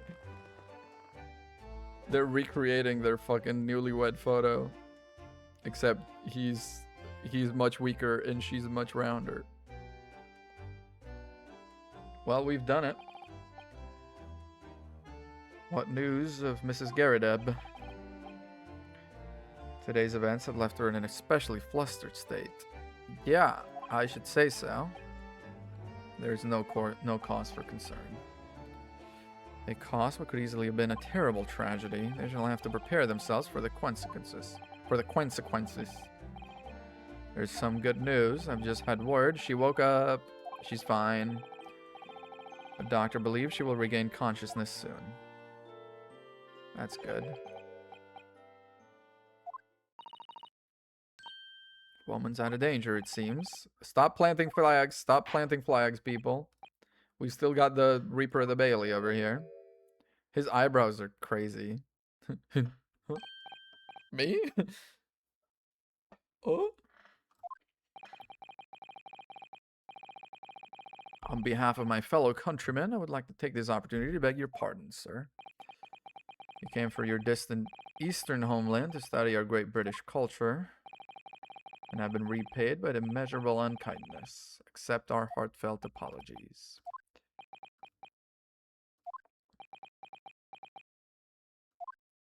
His eyes are no longer bloodshot. I'm hoping he caught a bit of shut eye during that trial, hopefully. No. No, it is me who should be begging your pardon. That evening, when the young woman just collapsed on the pavement before my eyes, I jumped to the wrong conclusion again in my confusion. I was sure the woman was dead. And then he ran. Didn't stop to help. It's been about a year since I arrived in Great Britain now. I still can't get used to life here. I can't relax. I'm sure there are evil spirits lurking in the fog, like they're haunting me. He really is the fucking Franz Kafka of Japan, this man. So when it happened, I thought the young woman had been taken by the fog spirits.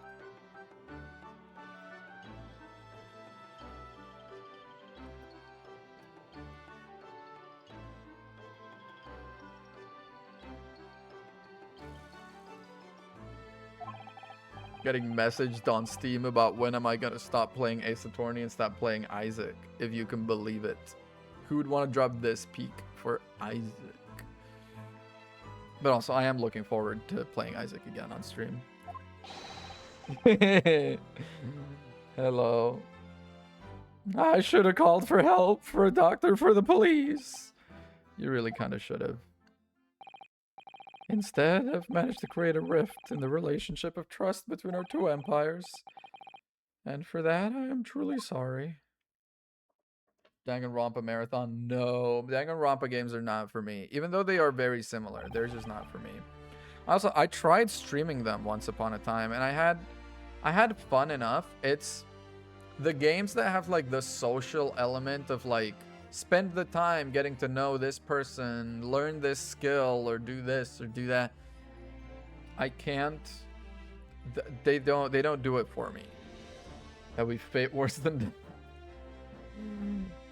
One can indeed say some sort of mischievous spirit has been at work here, one that created a chain of unfortunate mishaps. We were befooled by this spirit and led to false conclusions, and yet here I was saving the day. Lord Van Zeeks. Whoa, Lord Van Zeeks didn't do Zeke, okay? He didn't do Zeke out here. It was all me. The chain has now been broken and the spirit exorcised. Also, his name is Van Zeek. Is he like German? You know, Herlock Sholmes sounds German, but isn't.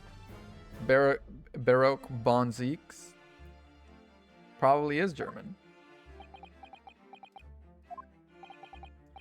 Now then, ladies and gentlemen of the jury, my goat, Bruce Fairplay. Mwah, mwah, my God. Truly a gentleman and a scholar. Concluding this trial, I must ask one last time. Wait, if there's a Herlock Sholmes, is there like a Moriarty? But is he called, like, I don't know. What do you call Moriarty? Just Mortimer? Is there like a Mortimer that is like the great mastermind that we're gonna deal with at the end of it? I sure hope so. You ready to present your findings to the court? As the foreman of this jury, I can assure you we've reached a fair and just conclusion. And I do declare the truth can be extremely cruel at times. I didn't expect the woman next to me, that's for sure. Sitting in for the old bean while she's out of action, you know. I know what her decision would be. Be able to get out of here and start work. Well, I say, I'll have a corker of a story to tell the grandchildren when I get home, won't I? Can you switch your frickin' side? Not guilty. Not guilty. Not guilty.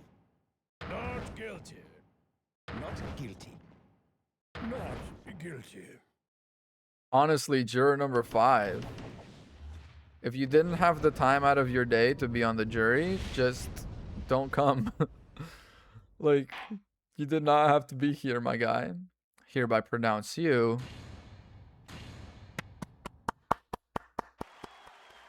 They do have confetti. That's very nice. When was confetti invented?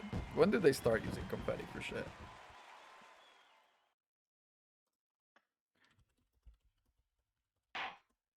When was confetti invented?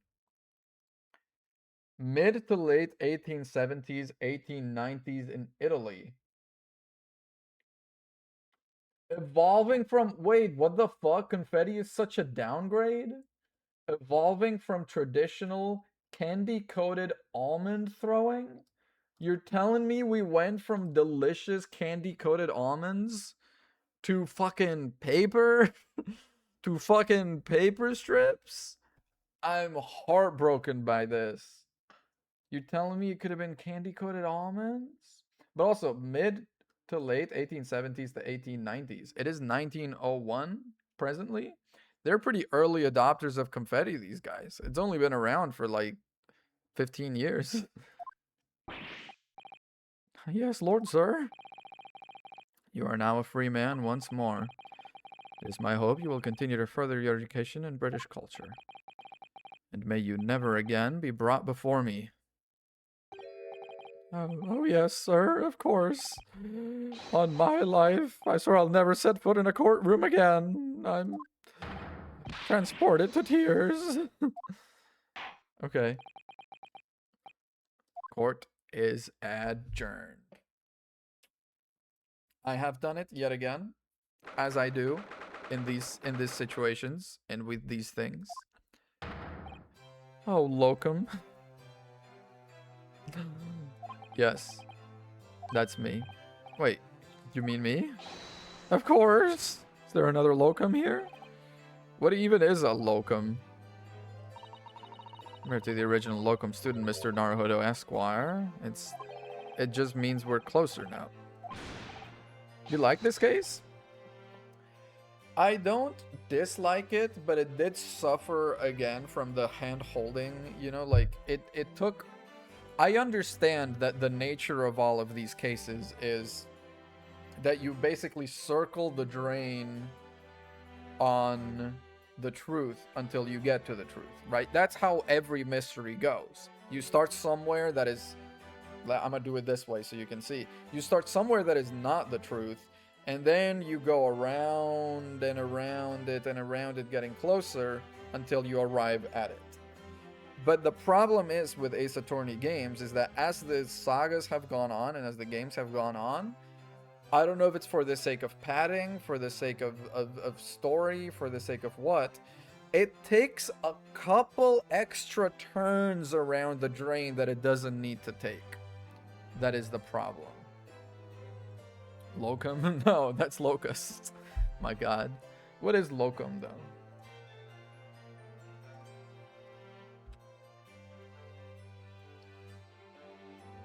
Locum, short for locum tenens, Latin for holding a place, is a doctor, dentist, or other healthcare professional who temporarily fills in for another who is sick.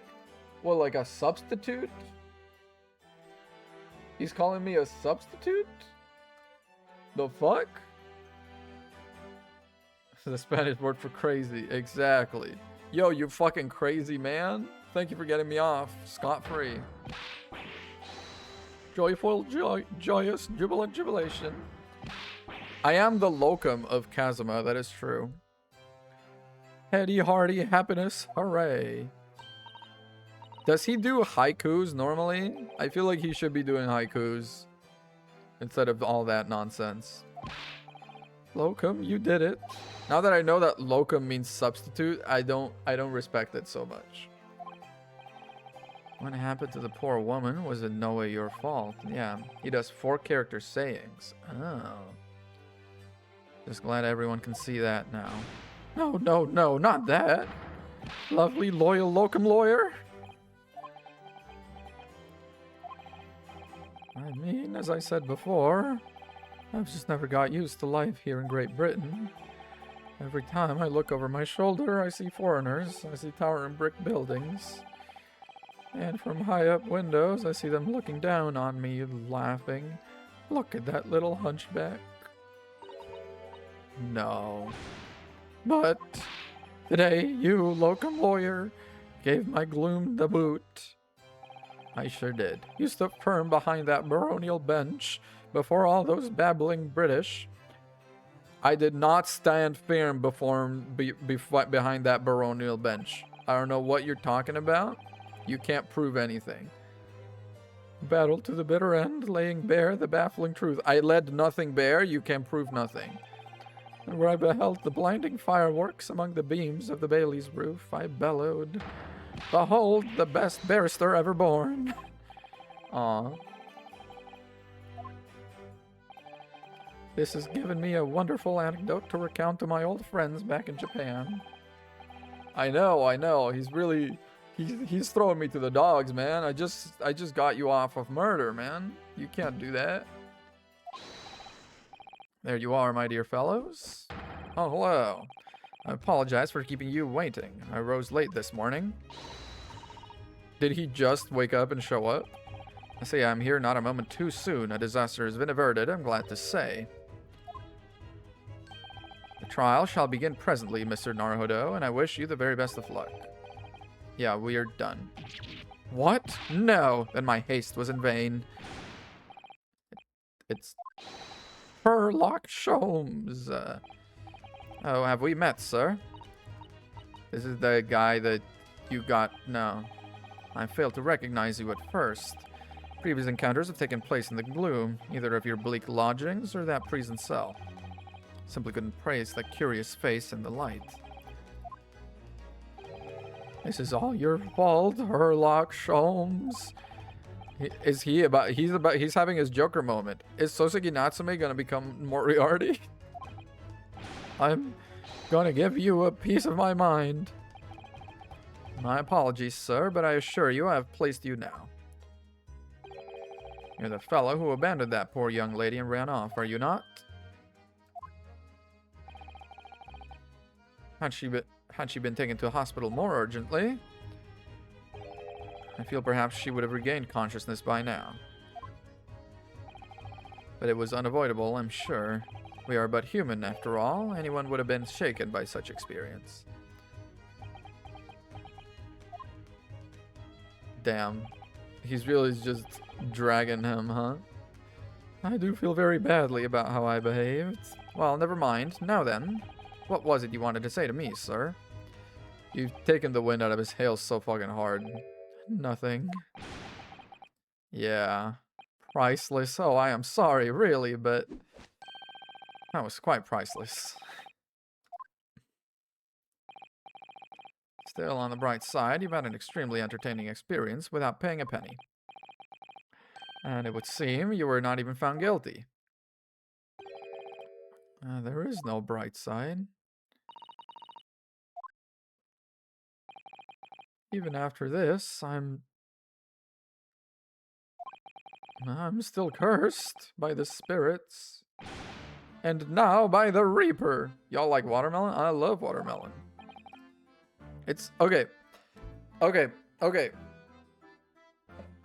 don't know if this is a hot take or a cold take.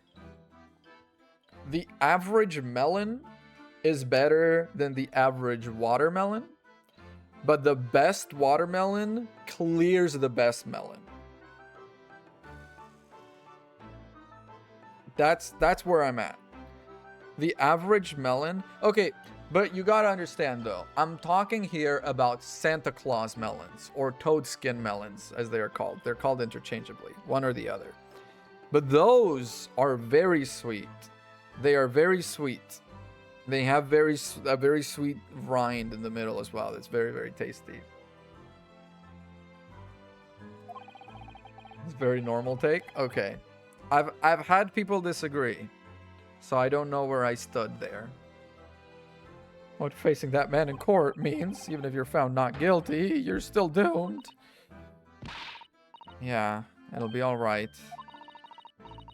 The Reaper appears trying to make trouble. I will protect you. Susato takedown. Why are you throwing me? Perfectly executed Susato takedown. He is so fucking scared. He is watching what she just did, like, oh my fucking god, this girl is crazy. Was that like being turned on my head? A bit of warning might be nice next time. He's terrified. So, Mr. Natsume, what do you intend to do now? Something about recounting your experience to your friends.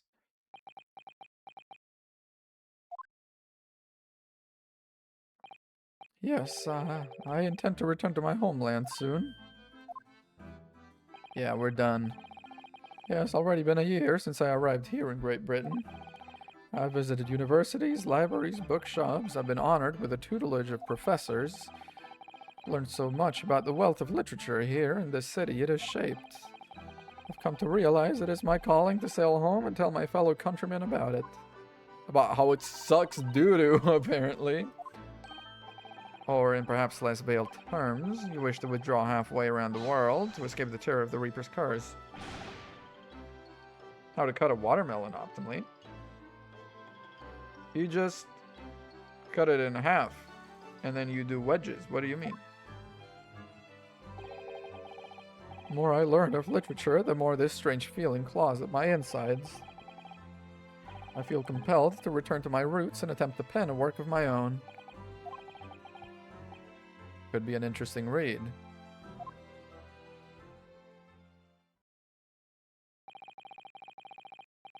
The wedges on the side of the half?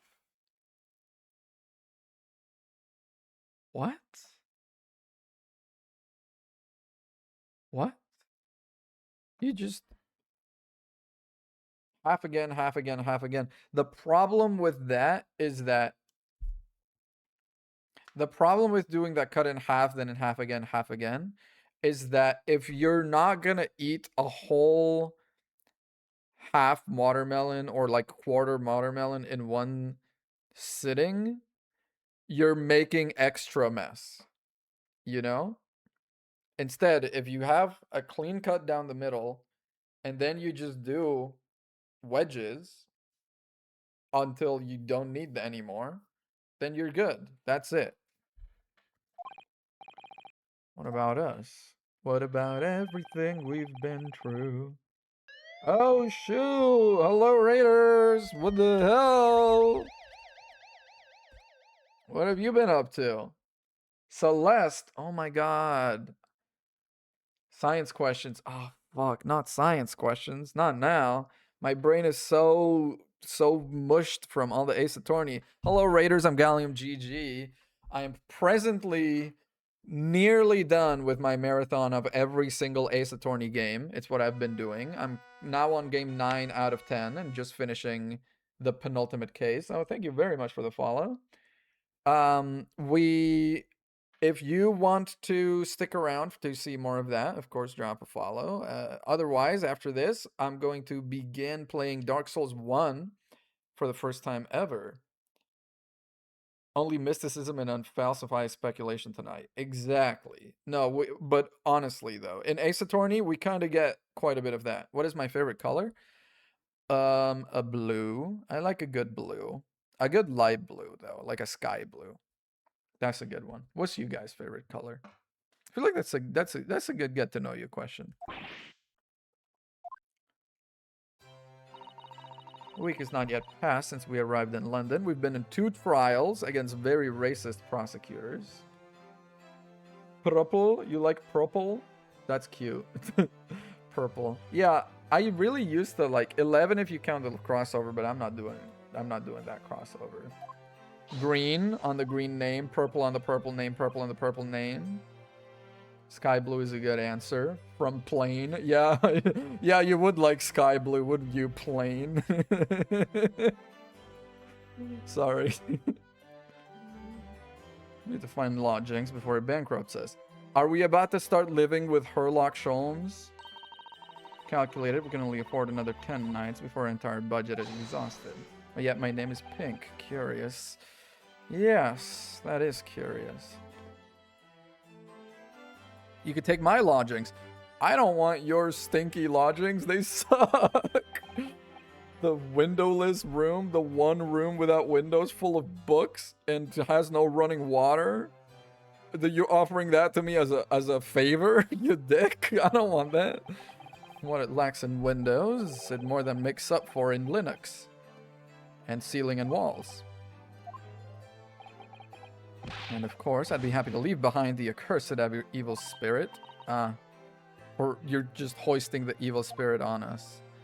Pretty sure that might be like a gas leak or something. It tries to suffocate you while you sleep. It's an infallible wake-up call. But the room has books. The room has books.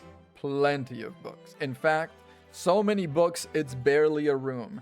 It's more like just a wall of books. Yeah, perhaps I can offer a more welcome alternative.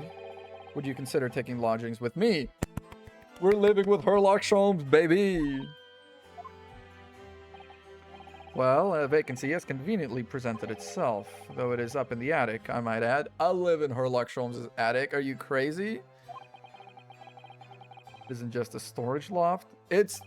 Are you trying to be picky right now, my boy? I say after being picky about the room Sosake Natsume offered us, but you know what I mean. Spoke with a landlady this very morning on the matter of price, and Iris is cleaning the room as we speak. You must come at once. I presume you have no luggage to speak of. No. I'm pretty sure she's been wearing the same clothes since we arrived, and so have I. So I don't know how much luggage we have, but I'm gonna assume none. What an honor to be invited to taking lodgings in the great detective's office's attic. Yeah. No, we'll live with Herlock Sholmes. Iris will prepare a welcome dinner this evening. You make the 10-year-old cook you dinner? Is Herlock kind of a deadbeat dad? I don't know what to say, but thank you and yes.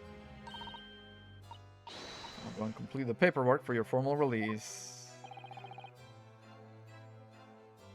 Got lucky, huh? Huh? Why? Who's smirking? Why you smirking? One more little child, huh? Is there something I don't know, and do I want to know? Locum, that's me. I'm Locum. You don't know. I don't know the deal. The smallness of her. What is going on? What is going on? I'm scared. Mom, come pick me up. I'm scared. Truly delighted to have met you here in London. It's been a privilege meeting you too. It's a shame we're gonna have to say goodbye so soon. Oh, I've come to realize I belong in Japan. But Locum, we'll meet again one day. By then, I'll be a successful lawyer. Hopefully by then, I'll be a successful author. Oh, you will be. Well, my dear fellow, our carriage appears to have arrived. Time to go live with Herlock. Yes, Mr. Sholmes. I have little doubt Mr. Natsume will be released in time for dinner this evening. He's about to die. He's about to straight die. Have to sleep. Have a good stream. Thank you very much. Of course, anyone that needs to sleep, go sleep. If you need to pee, go pee. If you need to poo, hold it.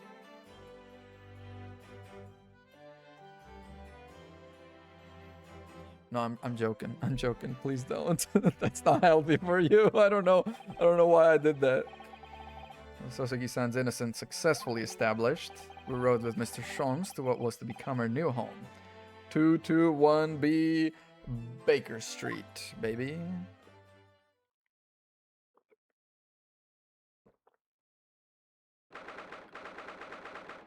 Ooh. Is that a bunch of garlic? I think it's a bunch of garlic on the wall. A little heating unit. A stepladder in our own home. He knows us so well. He knows us so well. And a shovel.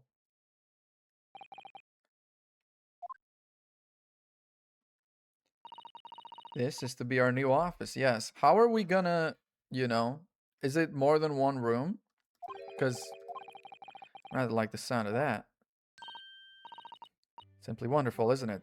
Sholmes does the investigating, we do the crime solving. Hope you can see this, Kazuma.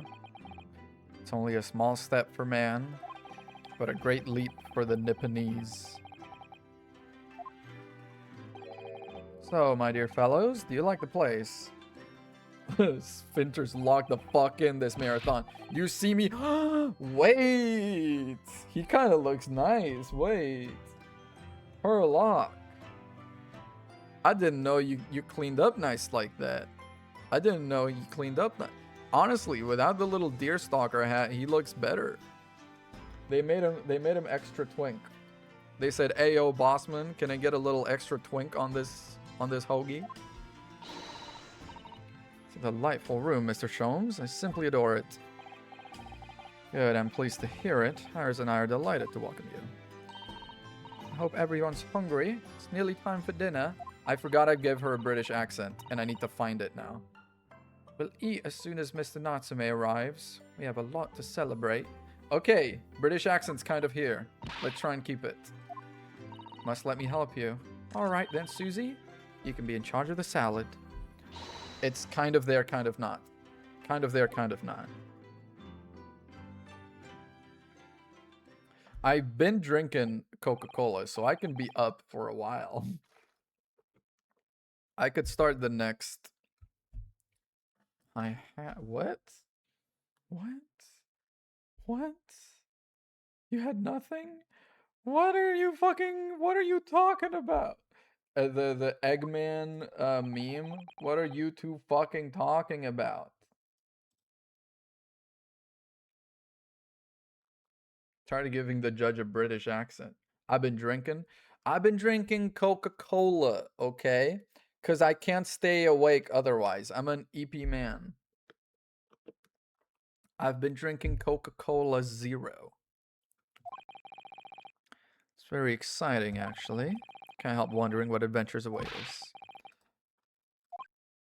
Those were precisely my sentiments when I first established my office at these premises. Until I discovered the dark truth about the city of London, that is.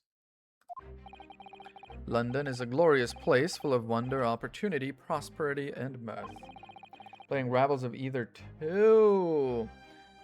But the brightest of lights.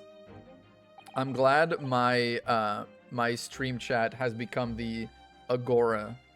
Has become the battling ground for the battle of wits. I respect that. Shadows? What do you mean?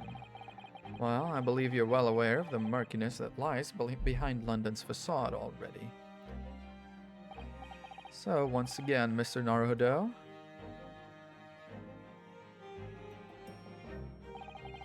Welcome to London. Thank you. Thank you very much, sir. Of course, at the time, I had no idea of the significance of those words Mr. Sholmes so casually spoke. Anyway, Lurk Time, thank you very much for the raid and for hanging out and so on. Getting your ass whooped at Rivals of Ether, apparently. Gotta lock in. No mod of mine can be getting their ass whooped at Rivals of Ether like that. That's a Twitch global emote? A man doing a dogeza? Watch me hit the hard Z on the dogeza. God. I'm too much of a weeb for my own good, man. Landed in London. Achievement. Save current progresso.